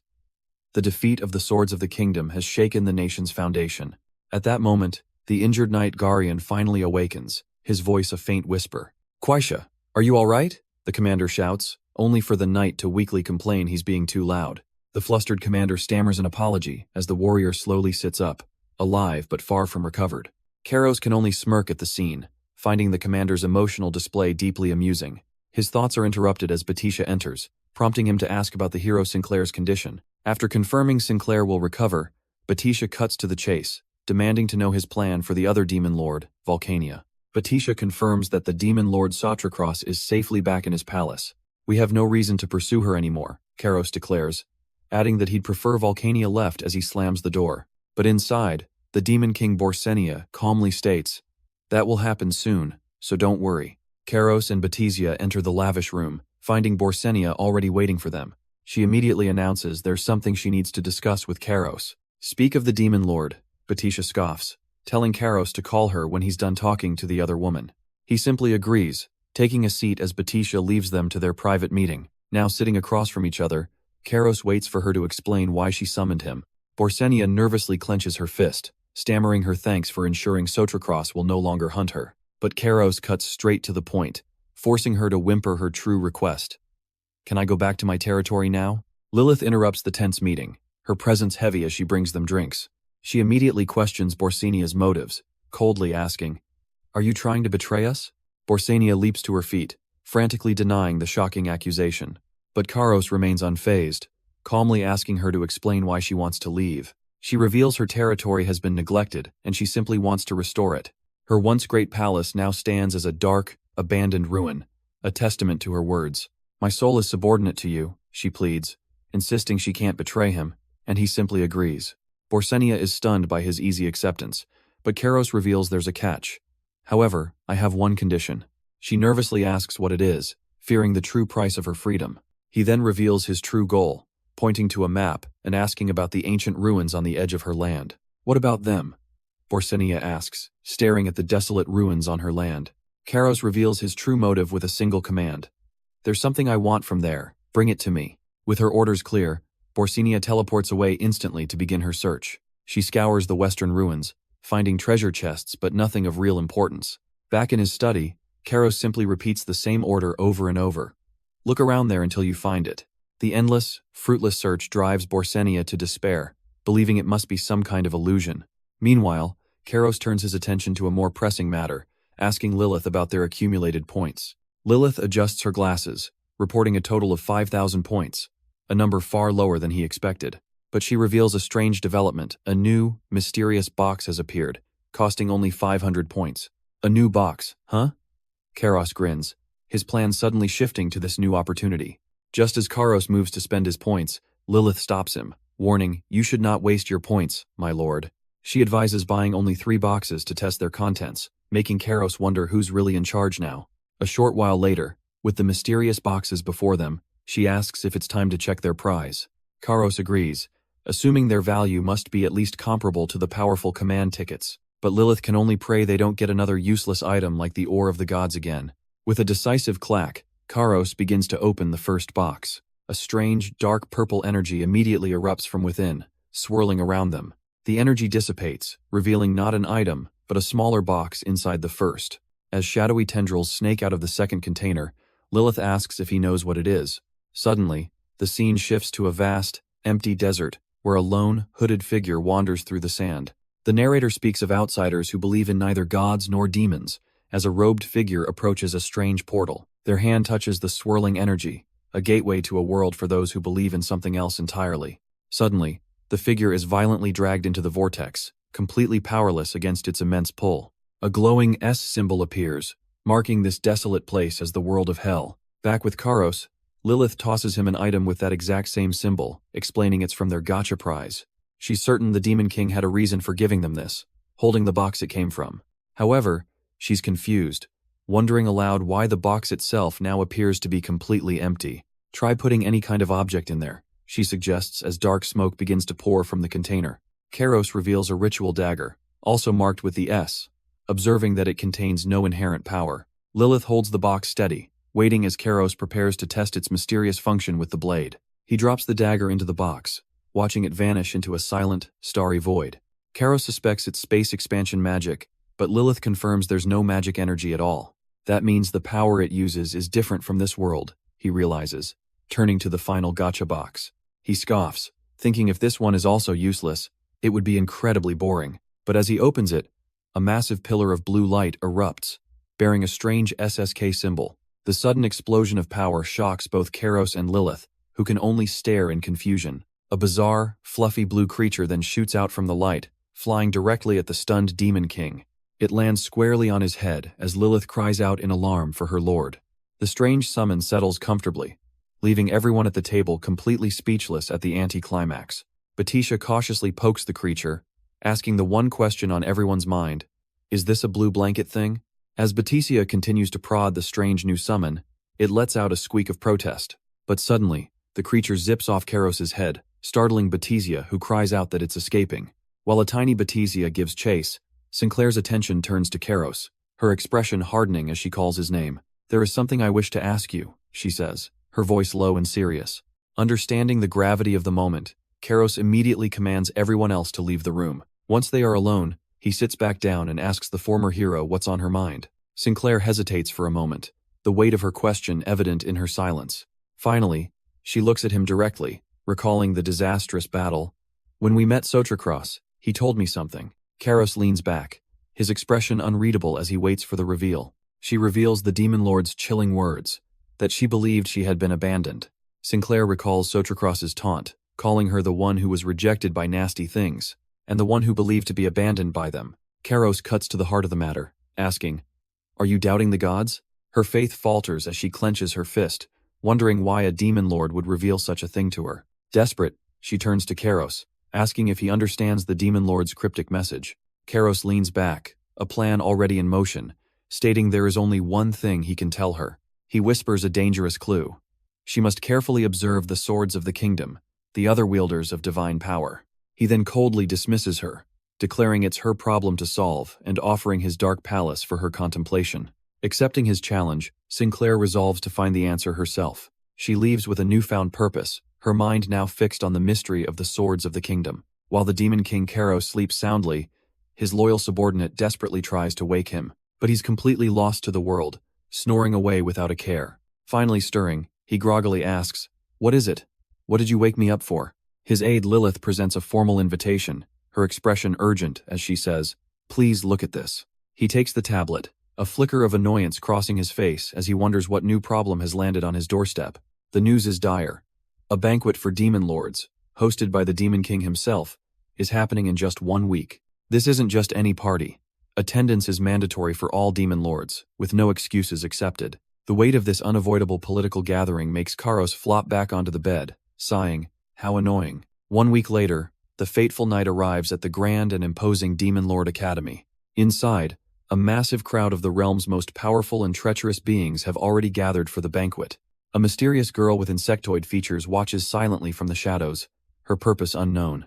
Suddenly, a powerful gatekeeper blocks their path, his voice booming, well, as he radiates immense pressure. Kairos can only sigh, thinking to himself, "I didn't think I'd be coming back to the academy like this." The gatekeeper slams his spear down with a deafening thud, a clear display of authority. But Kairos simply smirks, greeting the imposing figure by name. "It's been a while, Gatekeeper Clairvoyant." The gatekeeper's expression softens as he formally welcomes the Demon Lord of Madness and Greed. With the formalities over, Clairvoyant ushers Kairos and his strange new companion inside. Lilith shivers, sensing the overwhelming tension in the air, and wondering if she's the only one. Kairos reassures her, explaining that many people simply misunderstand the gatekeeper's intimidating appearance. With a heavy clack, the grand doors seal shut behind them, trapping them in a den of monsters. The grand hall is filled with the bustling chatter of the demon world's elite. But the moment Kairos steps inside, a chilling silence freezes the entire room. Whispers immediately erupt, identifying him as the legendary Lord of Madness and Greed who defeated the Sun God. "I can feel their gazes on me," he mutters, while Lilith proudly reminds him of his great achievements. She blushes, declaring that being his secretary is the highest honor she could imagine. Karos and his Gacha slime can only stare, completely baffled by her sudden surge of loyalty. Suddenly, the sound of confident footsteps cuts through the tension as someone approaches. A mysterious blue-haired woman with piercing yellow eyes steps forward, offering a simple hello. Karos stares back, completely blank, with no memory of ever seeing this person before. A bead of sweat rolls down her face as she asks nervously, "Wait, you didn't forget me, did you?" Karos racks his brain, a flicker of recognition just out of reach. Blue hair and sharp eyes, he muses, admitting she does seem familiar somehow. As she confidently strides forward, the pieces start to click into place. "I'm Gorsha, the Lord of Rudeness and Bragging," she declares, flanked by 5 other demon lords. Suddenly, the memory hits him like a bolt of lightning. He remembers them now, the infamous Rainbow Demon Lords from his academy days. Back then, he only bothered to remember them based on their hair colors. With a smirk, he casually asks if they're still upset about not being able to consume him. "You remembered us by color alone?" Gorsha screams, her demonic power flaring in absolute fury. Her allies desperately try to restrain her, but she thrashes wildly, yelling, "Let go of me!" One of the demon lords glances around nervously, warning her allies that they're drawing too much attention. Nearby nobles begin to whisper, questioning if this unknown Lord Gorsha is really foolish enough to start a fight here. But Gorsha can only grit her teeth, her pride shattered and her fury boiling over. The onlookers agree that while fighting is forbidden, Karos is in a different class entirely, a man with unbelievable achievements. "Damn it," she seethes internally, frustrated that she's accomplished nothing as a demon lord yet. Unfazed by the tension, Karos calmly refuses a drink from his loyal subordinate, Lilith. Gorsha trembles in disbelief, unable to fathom how someone with no demonic energy could possibly defeat the sun god. She finally snaps, pointing an accusing finger and shouting, "I'm sure you used some kind of trickery." Lilith instantly moves to defend her master, but Karos simply raises a hand, his voice cold and steady. "Stay back, Lilith." Gordia's voice rings out, accusing Karos of trickery as the other nobles erupt in laughter. She confronts him directly, demanding a confession before she exposes him to everyone. But Karos simply lets out a bored sigh. "Are you done talking now?" He then turns his back completely, stating coldly that he has nothing to say to her. Stunned by the public humiliation, Gorsha trembles with rage, unable to believe she's being ignored. Suddenly, the grand doors creak open as another demon lord, Borsenia, makes her entrance. Gordia's anger instantly vanishes, replaced by shock as she cries out a different name, "Volcania!" She rushes forward and embraces the confused Borsenia, exclaiming how long it's been. But just then, Lilith turns to her master with a warning. "My lord, it seems that Miss Volcania has arrived." Karos realizes Gorsha's explosive temper is simply because she idolizes the infamous Volcania. Smirking, Gorsha is certain that with Volcania's arrival, she can finally get her revenge on Karos for the public humiliation. She rushes to embrace the newcomer, still mistaking her for Volcania, but Borsenia can only offer an awkward greeting in return. Borsenia's expression suddenly hardens as she senses another presence, demanding to know who else is there since only demon lords are allowed. Her eyes widen in pure shock as a tiny demon lord runs past, gleefully shouting Volcania's name at her. Gorsha points an accusing finger at Karos, trying to convince her idol that he tricked everyone, including the Demon King himself. "Volcania? Why aren't you saying anything?" she presses, confused by the woman's terrified silence. But Borsenia completely ignores her, instead giving a nervous wave to Karos, stammering that she forgot he was even invited. Suddenly, his voice echoes directly inside her mind, a chilling whisper, promising not to expose their secret relationship to everyone here. Karos speaks directly into her soul. "Don't worry, no one else can hear us like this." He tells her to act normally, but Gorsha shoves past, still convinced she's talking to the mighty Volcania. Borsenia knows that if her soul imprint is exposed, her entire honor as a demon lord will be destroyed. Fed up with the charade, she coldly tells the annoying blue-haired lord, "Gorsha, please shut up." Gorsha freezes in utter disbelief, completely unable to process what her idol just said to her. Borsenia then turns and bows deeply before her true master, offering a nervous greeting. "It's been a long time, Lord Karos," she says, her voice filled with a respect no one expected. "Volcania?" Gordia screams, her world crumbling as she demands to know if this is some kind of sick prank. But Borsenia's eyes glow with power as she glares back, her voice dropping to a deadly whisper. "I thought I told you to shut up." Borsenia's cold voice echoes through the hall as she repeats her command for Gorsha to be silent. "Why are you acting like this?" Gorsha begs, only to be told she's not even worth acknowledging. Borsenia then taps her chin, explaining that unlike her, Lord Karos has actual prestige. He's much more of a demon lord than you are, she sneers, telling the blue-haired girl to get lost. In a secret mental link, she nervously asks Karos if her acting was good enough, receiving a simple nod of approval. But Gortia trembles in utter disbelief, convinced the real Volcania would never say such things to her. Her eyes narrow with suspicion as she glares at Karos, demanding, "What did you do to Volcania?" Karos simply smirks, advising her to stop being unreasonable and save what little reputation she has left. Enraged, Gortia's demonic energy flares to life as she screams his name. "Shut your trap!" she roars, unleashing a torrent of power directly at him. Lilith leaps in front of Karos, declaring, "I will block her, my lord," but he calmly stops her, reminding her they're in a place where all the demon lords have gathered. Gortia ignores them completely, screaming, "Die!" as a blinding flash of energy erupts from her hands. Just then, a deep voice cuts through the chaos, remarking that things have gotten quite noisy. In an instant, a massive hand clamps down over Gortia's face, snuffing out her attack. She's shoved aside with contemptuous ease, her screams to be let go utterly ignored. The other guests can only stare in stunned silence as the entire confrontation is overturned. Even Karos is startled, whispering the name Sotra, as a voice asks if he's afraid of him. On the floor, a terrified Gortia can only stammer, "Mr. Sotracross?" The imposing figure looms over her, his power crackling as he asks if she has anything more to say. Karos calmly grabs the arm of the imposing Sotracross, his dark energy swirling as he says, "You're late." Sotracross turns, an annoyed expression on his face, finally recognizing the one who dared to stop him. Gortia can only stare in disbelief from the floor, shocked that someone actually stopped the mighty Sotracross. Scrambling to her feet, she desperately asks Sotracross if he knows this upstart demon lord. But Sotracross's reply is a terrifying glare, his power flaring as he asks, "Do I need to give you an answer?" The threat is clear, and Gortia can only tremble in absolute terror, stammering an apology. With the situation handled, Sotracross turns to leave, and Karos lets go, thinking things will finally be quiet. Beside him, Lilith giggles, finding the display of dominance utterly refreshing to watch. But the peace is shattered when a spear slams into the ground with a resounding crash. A new herald appears, his voice booming through the hall. "The Demon King has arrived." Sotracross glares at the grand entrance, his voice cutting through the tension. "You're late." But from the throne, a powerful voice echoes, casually apologizing for having things to deal with. The newcomer greets the assembled rulers of the human world, his tone deceptively pleasant. With a dramatic flourish, the great Demon King finally reveals himself, his presence silencing the entire hall. We see the other legendary figures in attendance, the demon lords of oppression and sorrow. The great Demon King, Astraea, raises his glass, commanding, "Everyone, raise your glass." He gives a grand toast, hoping all will enjoy the banquet held to honor their achievements.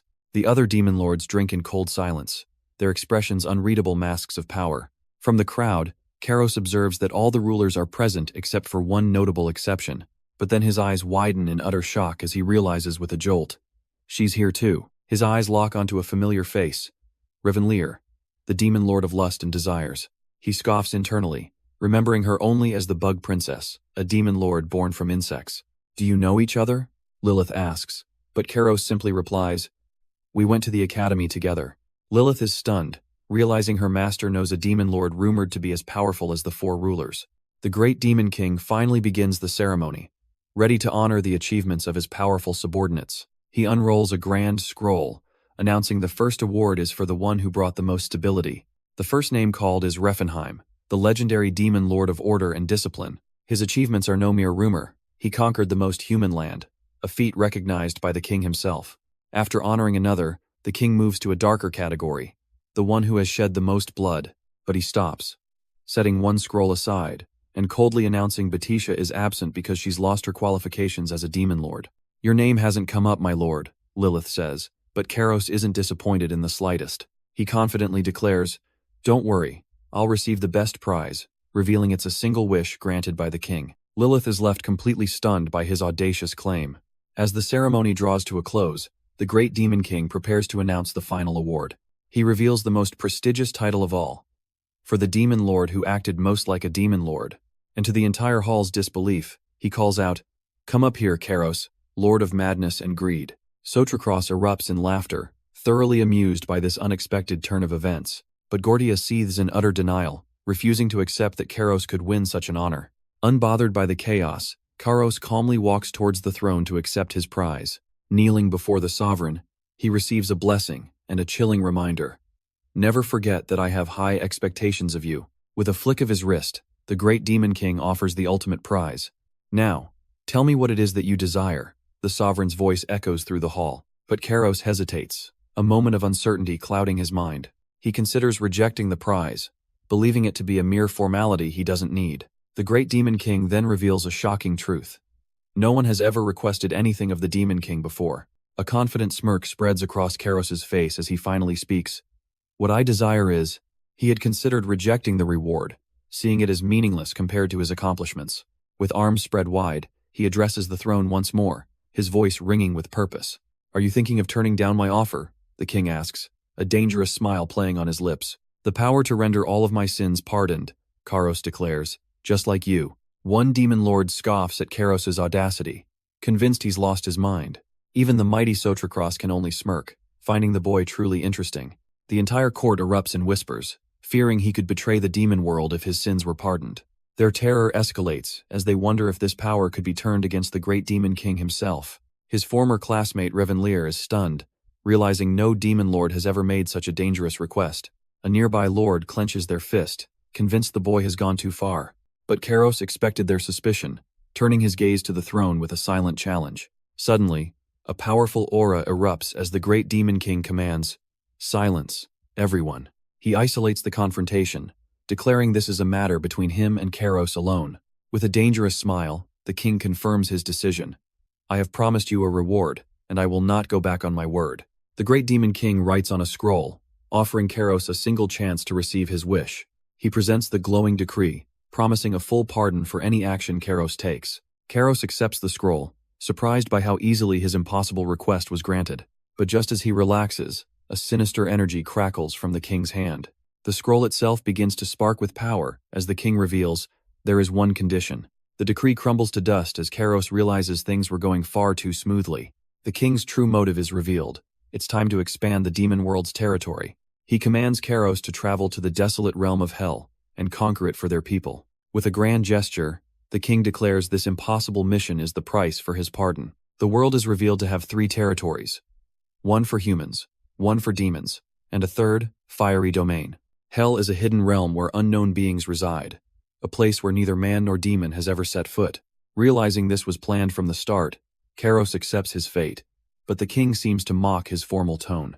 A few days later, he understands this impossible task is the price for the power to pardon sins. But he's shocked to find Gorsha and 5 other demon lords have been ordered to join his suicide mission. They arrive at the desolate, windswept barrier that separates the demon world from the depths of hell. It can't be helped, Gorsha scoffs. We're newbies, just like you. The harsh reality of his situation finally sinks in, as Kairos lets out a weary sigh. He recalls the great demon king's chilling declaration.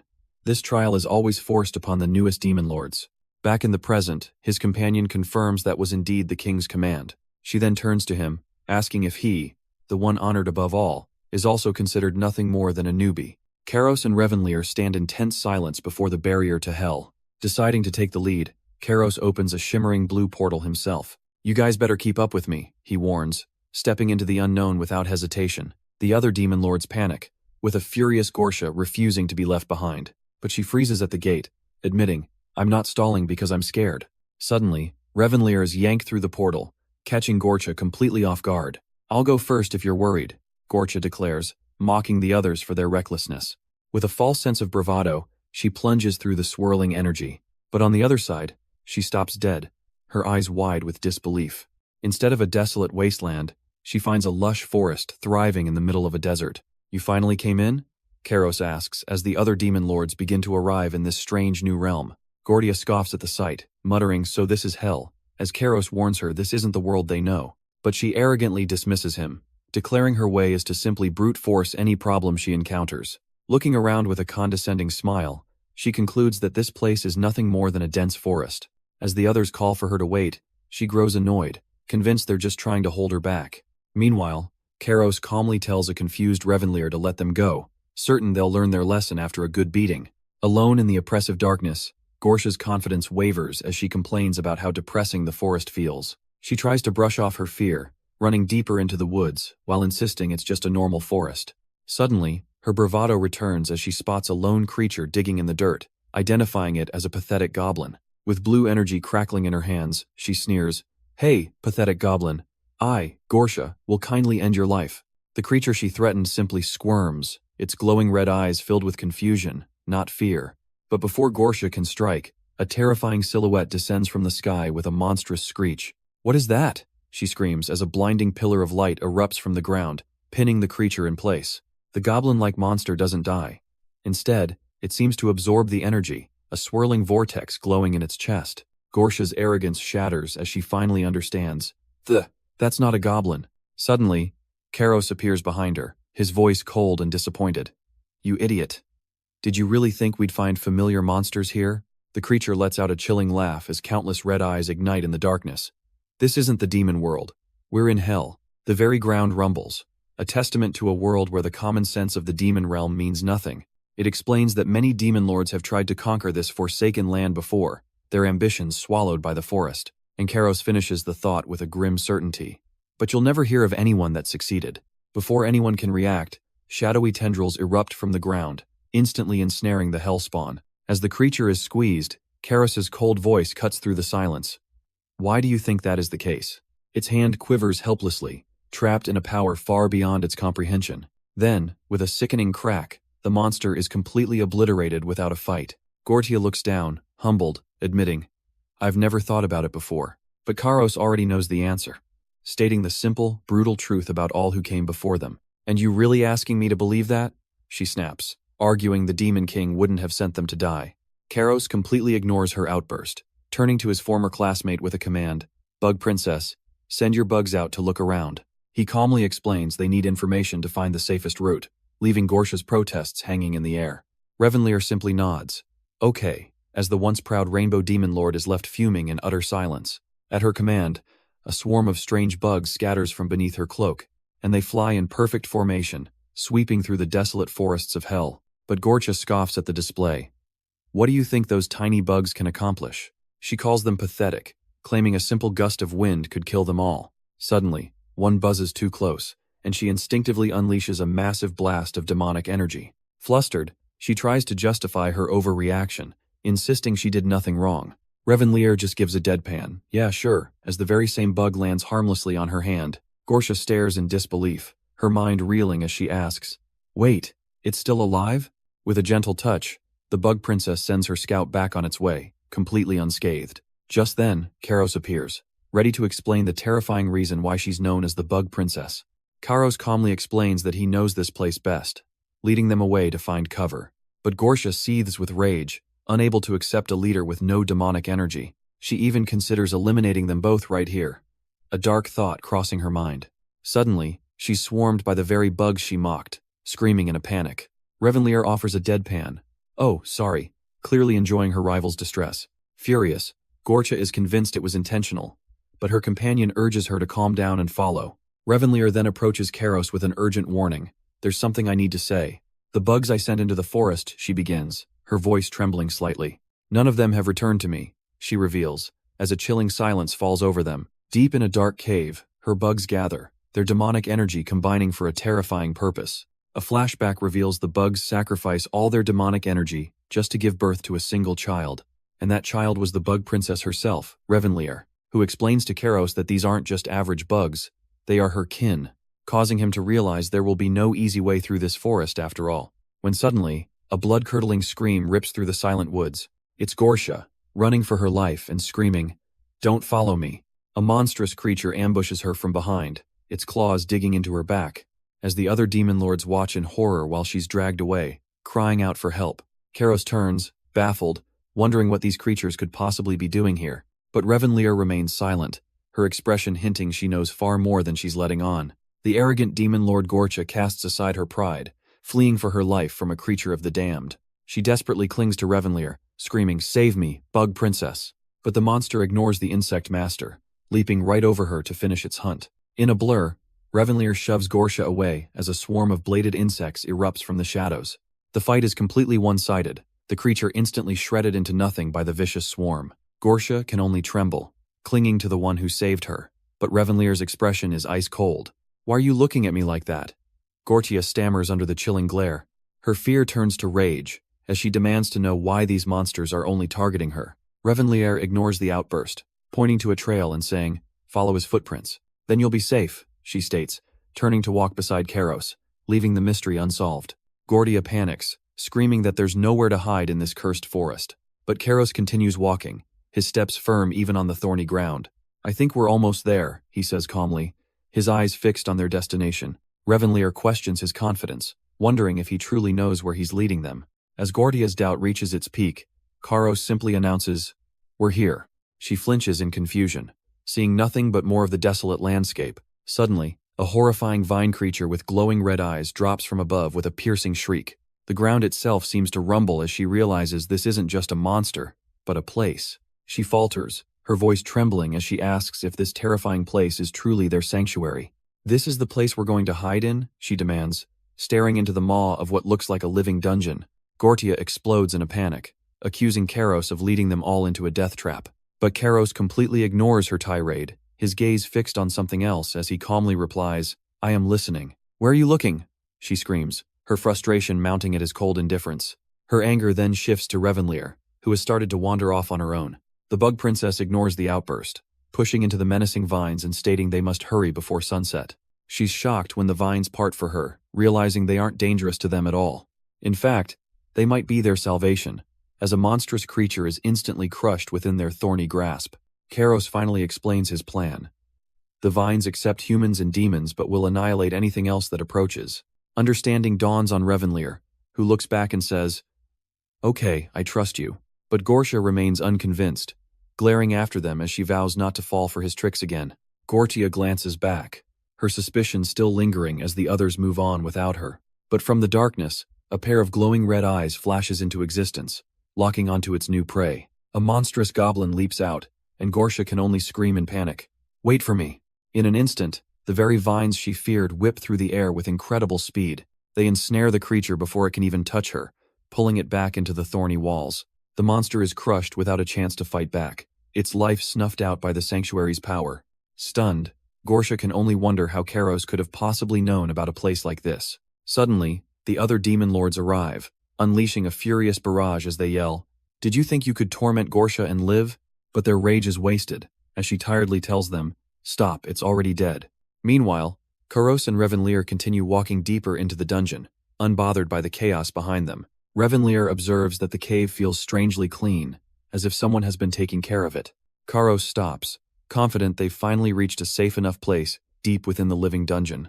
He drops a bundle of firewood with a sudden clatter, his intentions becoming clear. With practiced hands, he begins striking flint and steel to spark a flame in the darkness. "Let's rest a bit," Karos says calmly, certain they can sleep here without being killed. He feeds the growing fire, creating a small pocket of warmth in the depths of hell. Watching him, Revenlier's apprehension finally melts away into quiet acceptance.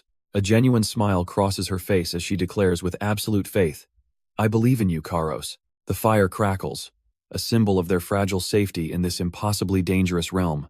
Now, with all the demon lords gathered around him, Karos looks at them expectantly, ready to reveal his plan. Gordia's patience finally snaps. "We're not just wasting time here, are we?" Revenlier reminds her they came on the Demon King's orders, but even she seems unsure. Karos, however, simply lies back, calmly stating this is all part of the mission. By lying down like this, Gortia explodes in pure frustration. He smirks, explaining that moving blindly forward like them is the fastest way to die. "Think about it," Karos challenges. "What is our main priority here?" He then reveals the terrifying truth.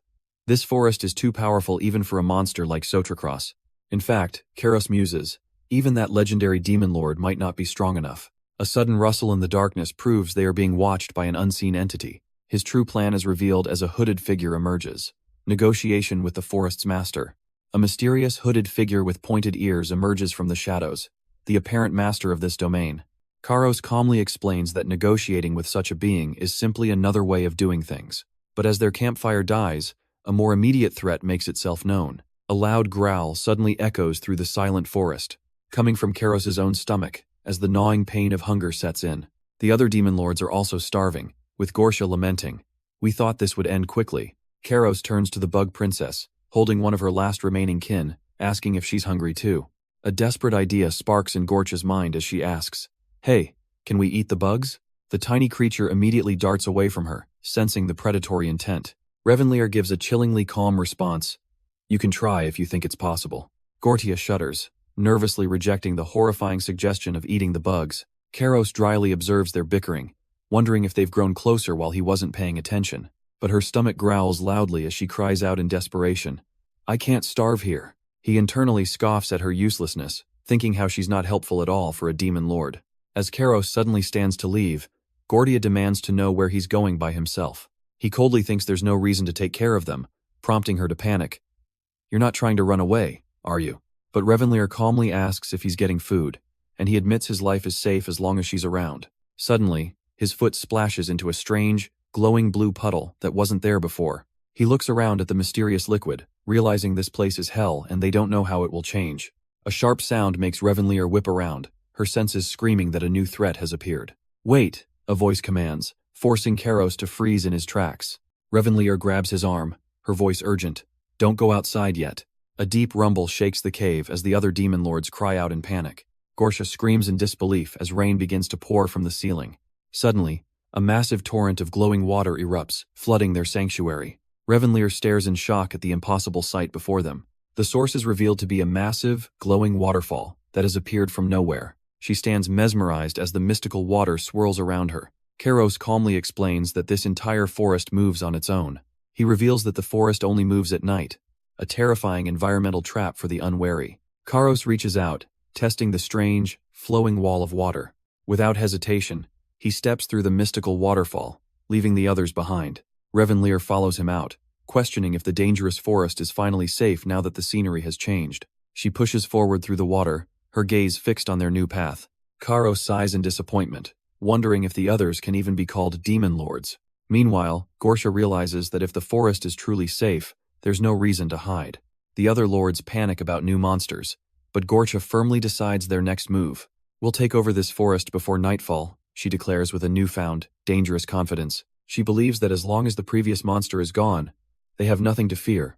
But beneath the surface, a mysterious glowing fish suddenly appears in a flash of light. Gordia's confidence shatters as she feels an unseen gaze upon her. Suddenly, a glowing fish with a menacing red eye bursts from the water. She turns to find her allies have vanished, leaving her utterly alone. "Where did everyone go?" she cries. The creature lets out a monstrous roar, lunging straight for her. Gortia can only let out a piercing scream, bracing for the inevitable. But just as she's about to be devoured, a new presence calmly steps onto the scene. Karos hears the scream but dismisses it, telling Revenlier, there's no way the world of hell would become safe. In a flash, thorny vines erupt from the depths, ensnaring the surprised monster. The once terrifying fish is left dangling helplessly, completely neutralized by the forest itself. Gortia collapses, panting in disbelief, saved by the very sanctuary she had doubted. "I won't let you get away with this, Karos." Gordia screams, but he completely ignores her fury. Instead, he leads his group to a hidden cave behind a roaring waterfall, seeking shelter. Inside, they gather around a fire, questioning the strange green stems he offers as their only meal. Gordia holds the offering with utter disgust, unable to bring herself to eat the weird-looking plant. "It may look strange, but it's good for you," Karos insists, warning them to eat while they still can. But their starvation is undeniable as their stomachs begin to growl in protest. Just then, another demon lord reveals something she picked up near the cave's entrance. "It looks just like an onion," she exclaims, offering a new glimmer of hope to the starving group. Without a word, Karos takes the strange vegetable and bites into it, testing it for everyone. The moment he seems fine, the other demon lords lunge forward in a desperate frenzy, screaming, "Give that to me!" Karos cruelly tosses their only hope for food away, giving a cryptic warning as the demon lord screams for her onion. "It'll probably kill you," he says nonchalantly as the vegetable rolls into the darkness. The onion-like plant settles deep within the cave, a silent offering to the unknown. Suddenly, a massive explosion erupts, proving his deadly warning was no bluff. While the others are stunned, Revenlier calmly continues chewing on the green stem he first gave them. The brown-haired demon lord realizes the stem is actually good, then turns to Karos with a burning question. "Sure," he replies, his face giving nothing away. She finally asks the question on everyone's mind. "How do you know so much about hell?" Gortia jumps in, exclaiming that even high-ranking lords are ignorant of this place's secrets. Karos deflects, stating that countless demon lords don't even know this sanctuary exists, further proving his impossible knowledge. You knew about the monsters here, Gortia accuses, gesturing towards a vine-choked corpse. And you even know what we can and can't eat. Isn't it time for you to come clean? She presses, her suspicion boiling over. She clenches her fist, declaring, I've already figured out your true identity from the Demon Lord Academy. Karos is stunned for a moment, simply asking, You guys? He then reveals his simple secret, the Academy library, filled with forgotten books about hell. The other Demon Lords are completely baffled, admitting they never even knew a library existed. Demon Lords consider information a waste of time. Karos scoffs, exposing their fatal ignorance. He then turns on Gortia, asking why she's siding with the Bug Princess when she attended the Academy too. Gortia panics, begging for backup, but Revenlier coldly asks, Tell him what? Leaving her utterly betrayed. Revenlier recalls her time at the Academy, remembering Karos always buried in a book. You were always in the library, weren't you? She realizes with a jolt. Gortia turns to her, desperately asking if Karos's accusation is true. Karos glances back, feigning ignorance. What? Is there something on my face? But Revenlier just stares, her silence a damning confirmation. I'm going out, Karos declares, leaving them to finish the conversation themselves. Gortia finally snaps, grabbing Revenlier and screaming, Why aren't you saying anything, Bug Princess? Revenlier remains silent, a subtle, knowing look on her face. As Karos walks away, he leaves the bitter infighting behind him. But a sudden sound makes him whip around in alarm. The sound of thudding footsteps in the dark forest catches Karos's attention. He scans the area, knowing his target must be close by. He's found it. The legendary and dangerous black mud of hell, a bubbling substance that can completely erase one's scent, but is notoriously difficult to handle. His search is interrupted by an enraged Gortia, forcing him to skid to a halt while he mutters about the Bug Princess. Ignoring her, he kneels to collect the mud, declaring, This should be enough. Batisha stares at the vials he's prepared, confusedly asking, This is? If we stay in one place for too long, Karos begins to explain the grim reality of their situation. As if on cue, a monstrous creature born from the mud emerges, drawn to their very scent. He holds up the liquid, their only hope for survival, warning them, Be careful not to drop it. I got just enough for everyone. Deep within a hellish cave, a waterfall once offered sanctuary. But now, only a dead campfire remains, a silent testament to a fractured group. Karos stands alone in the darkness, noting coldly, It looks like they left the cave. Outside, Revenlier pours the last of their scent blocker on the ground, quietly asking, Will they be all right? Karos simply scoffs, holding up his own vial. Well, they are demon lords. He then pours the black liquid over himself, callously remarking, Surely at least one of them will come back alive. In the distance, an enraged scream rips through the air. That damn bastard! Meanwhile, Gortia is questioned by the others for leaving without a word, but her eyes burn with newfound understanding, declaring she finally grasps the true nature of this world. She rallies the abandoned lords, refusing to follow the half-wit who left them all to die. Gortia pushes forward, snapping at her wavering companions. Then stop complaining, and follow me. She declares her own desire to escape this hellish place, as the very ground beneath them begins to twitch and wriggle. Unfazed, she steps onto the living vines, continuing her determined march forward into the unknown. The small group of abandoned demon lords follows her lead through the eerie, silent forest. But they are not alone, as a monstrous three-eyed crow watches their every move from the shadows. The tension becomes too much for one of the lords, who nervously asks, How much further do we need to walk? She trembles in fear, whispering that it feels like something has been watching them for a while now. Gortia grabs her arm to steady her, her voice firm, Don't worry, just trust me and follow me. The frightened lord nods in agreement, while Gortia thinks to herself that they'll be fine if they stick to the path Karos left. With their resolve hardened, the splinter group slips deeper into the treacherous woods, unaware of the true danger ahead. As Gortia leads the abandoned lords through the woods, a strange sound suddenly cuts through the silence. A desperate whisper echoes in one lord's mind, a chilling plea to save me. She freezes in terror as unseen forces seem to coil around her very feet. Gortia, did you hear that just now? She asks, her voice trembling with fear. Gortia tries to dismiss it, nervously insisting they can just ignore the haunting voice. Another lord explains it's a monster that lures prey with sound, warning them not to react. But the plea for help grows louder, and Rubinhia panics as the sound gets terrifyingly close. Suddenly, a voice whispers right behind them, I'm right here, and the group huddles together, paralyzed. The terrified lord realizes this never happened when Karos was leading them, a stark reminder of their abandonment. Meanwhile, far away from the terror, a warm campfire crackles, a symbol of the safety they no longer have. Why should we look for them? Revenlier asks, knowing they left on their own. But she sees right through him, claiming it's because he's secretly worried. Karo scoffs at the very idea, insisting, "Me? Worried about them? That's impossible." He coldly states they were only ever together because they might have been useful pawns. Revenlier knows better, wondering to herself why Karos keeps on lying. Her mind flashes back to the academy, remembering he even lied about reading the book on hell. She recalls his fierce determination, demanding others, "Stop blocking the way. Move." But despite it all, she knows Karos was the first person to speak to her, her only friend. Suddenly, a strange skittering sound from the darkness shatters the quiet moment. She whirls around to protect him as he sits up, asking, "What is it?" Revenlier's insects suddenly swarm around her as she warns, "Someone's here." Karos instantly deduces it can't be Gorsha, realizing the intruder somehow bypassed the deadly black mud. As a chilling sound echoes from the darkness, he knows there's only one possible creature it could be. A mysterious figure with long white hair emerges from the gloom, his staff's lantern cutting through the dark. Karos confirms his suspicion. Only that guy could have possibly found this hidden place. The sound of rushing water grows louder, heralding the stranger's full arrival. Karos stares intently, wondering if the one he's been waiting for has finally come. The sight of a long, pointed ear confirms the impossible is standing right before them. Revenlier gasps in utter disbelief. "How did an elf? Didn't you guys go extinct?" The silent elf simply stares back, his expression unreadable and his purpose unknown. The mysterious figure smirks, confirming their fears with a chilling declaration, "I am the only one left." Karos recalls the ancient lore of elves, a race born with a power entirely different from humans or demons. Unlike the demons who craved war, the peaceful elves fled with the dwarves, seeking refuge in the depths of hell. But hell was a merciless realm, and Karos knew it had swallowed them all, leaving no survivors, or so he thought. Breaking the tension, a fascinated Revenlier asks the impossible creature, "Can I touch your ears?" Ignoring her strange request, the elf simply turns and beckons them forward into the unknown. His hand glows with a strange power as he observes that Karos and Revenlier have somehow resisted hell's corrupting influence. Seeing their resilience, he decides to treat them not as intruders, but as honored guests.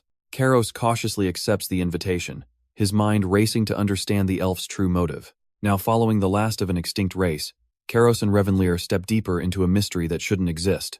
"As the overseer of this forest, I would like to welcome you," the elf declares, his lantern glowing with an eerie power. He pauses with a calm smile, holding their attention before revealing the impossible.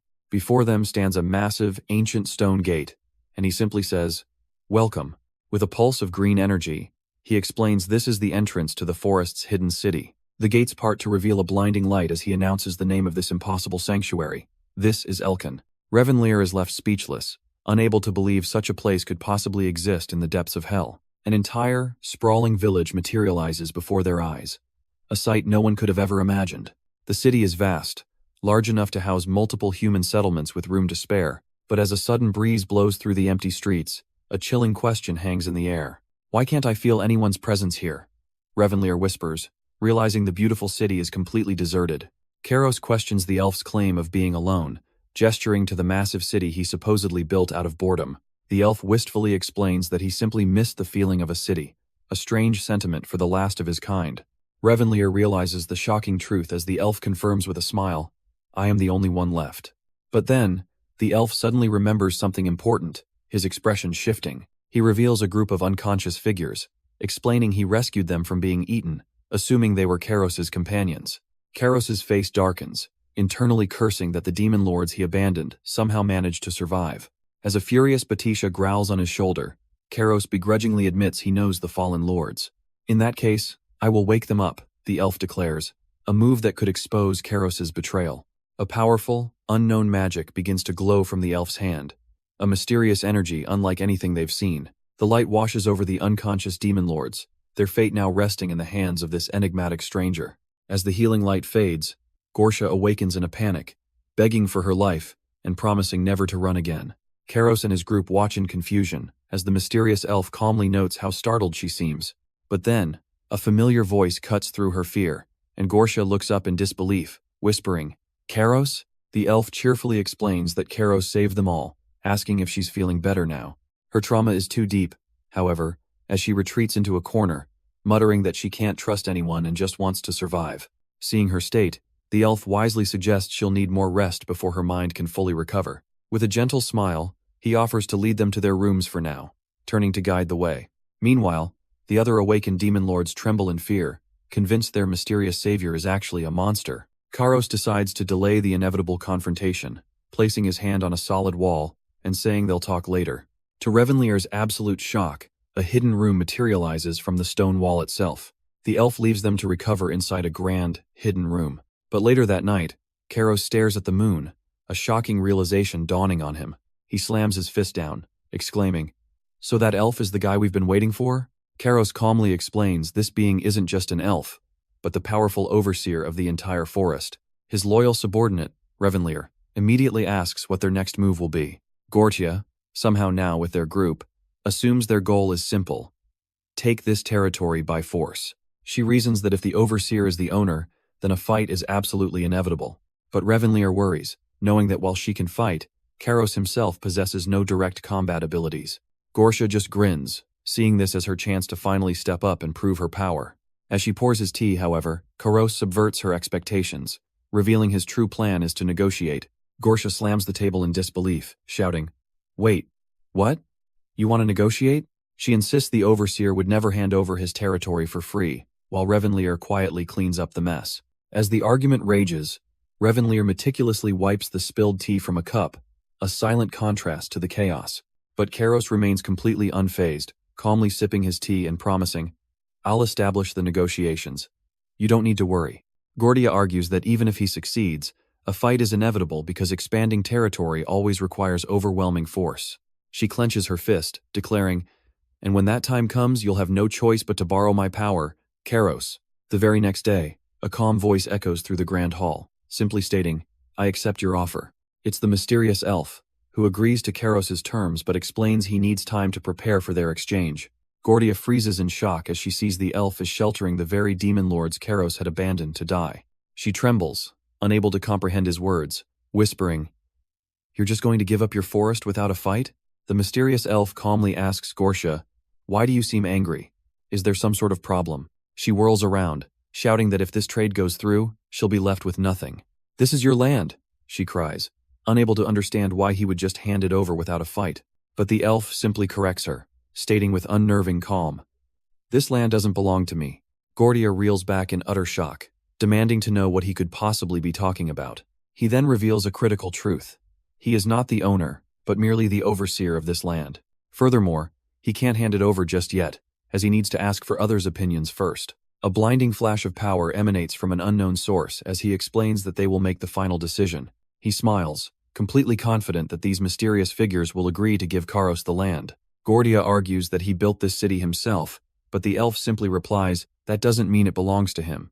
The elf explains that to a man like Karos, nothing in this world truly matters, because his very existence is incomplete, making it impossible to call him fully alive. "Who are the people you're talking about then?" Gortia demands, tired of the riddles.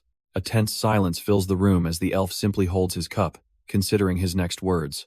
He finally reveals they are beings that are neither gods, demons, nor humans. Struggling to find the right words, he decides to explain their place in the world's hierarchy. "What is the relationship between the human and demon world?" he asks, to which Karos bluntly replies, "One conquers, and the other is conquered." The elf confirms this, calling it a completely one-sided relationship of invasion and defense.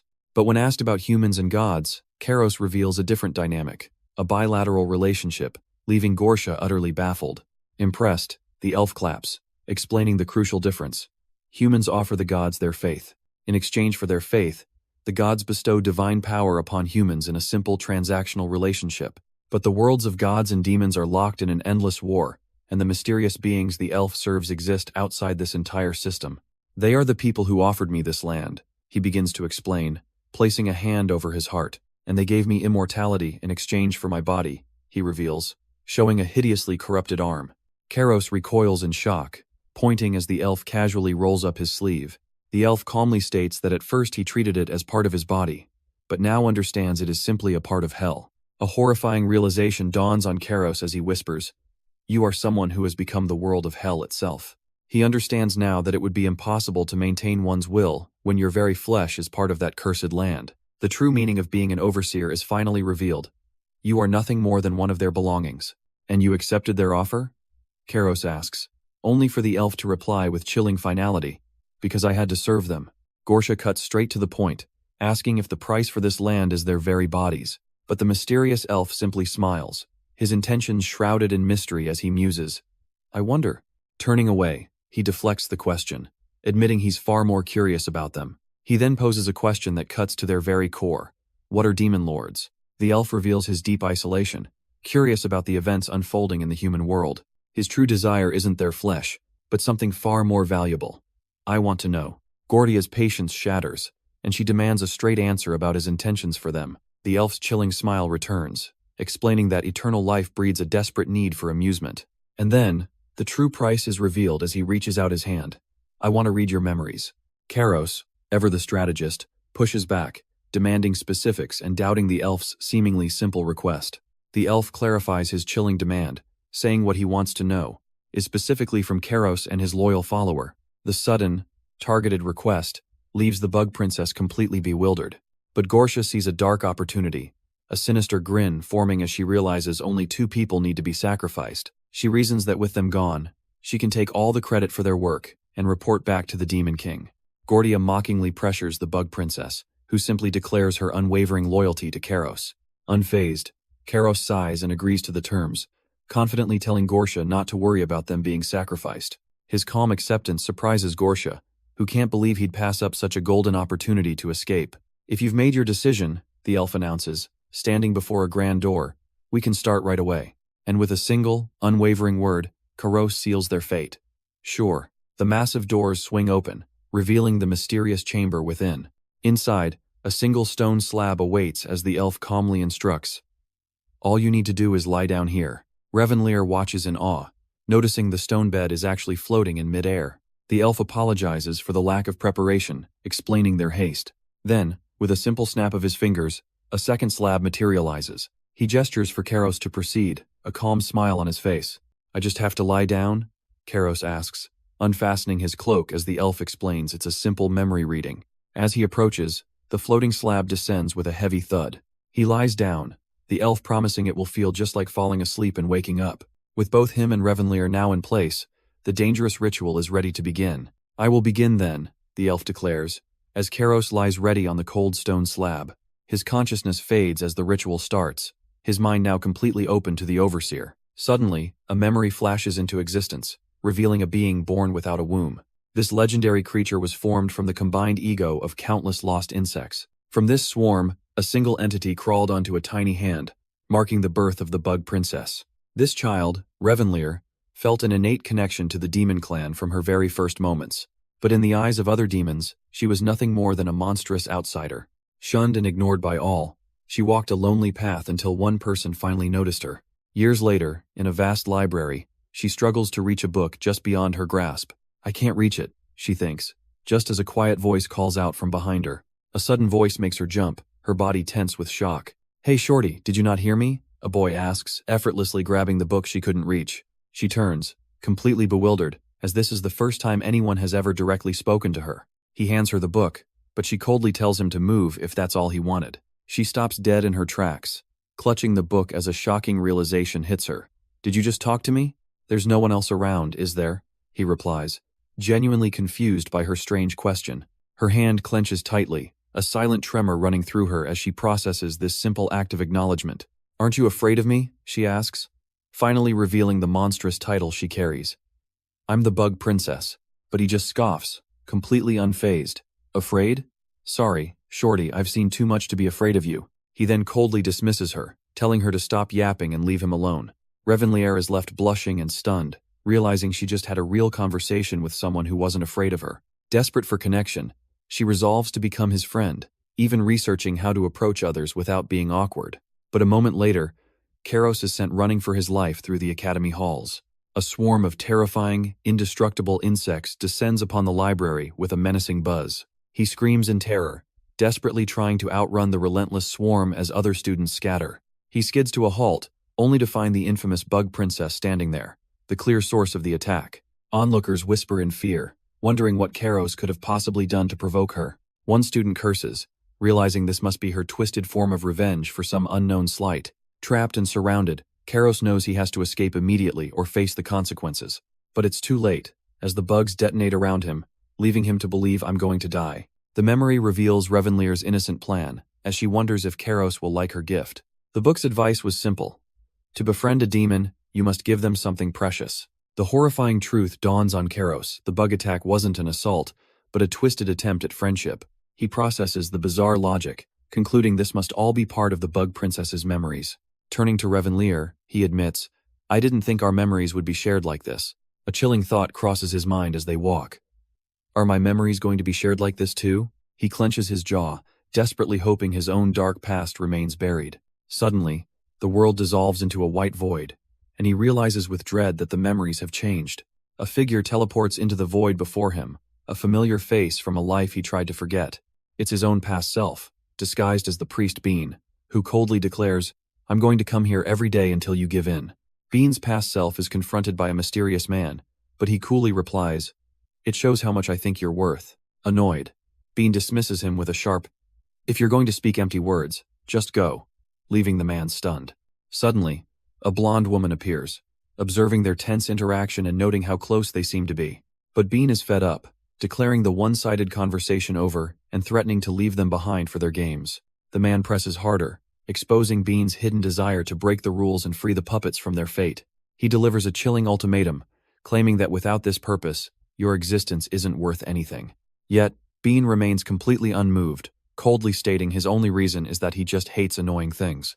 As his past self walks away, the present Kairos watches, only for the man to desperately shout, "Wait!" The memory shatters as the blonde man turns, breaking the illusion to ask a question directly to Kairos himself.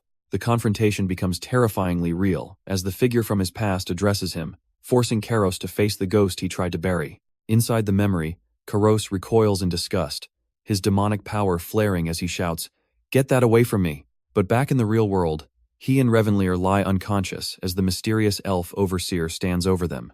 The elf is shocked, admitting he never expected Kairos to escape the dream world on his own. With a groan, Kairos finally sits up, clutching his head from the psychic backlash of the memory probe. He glares at the elf, asking if he's done, to which the overseer calmly agrees.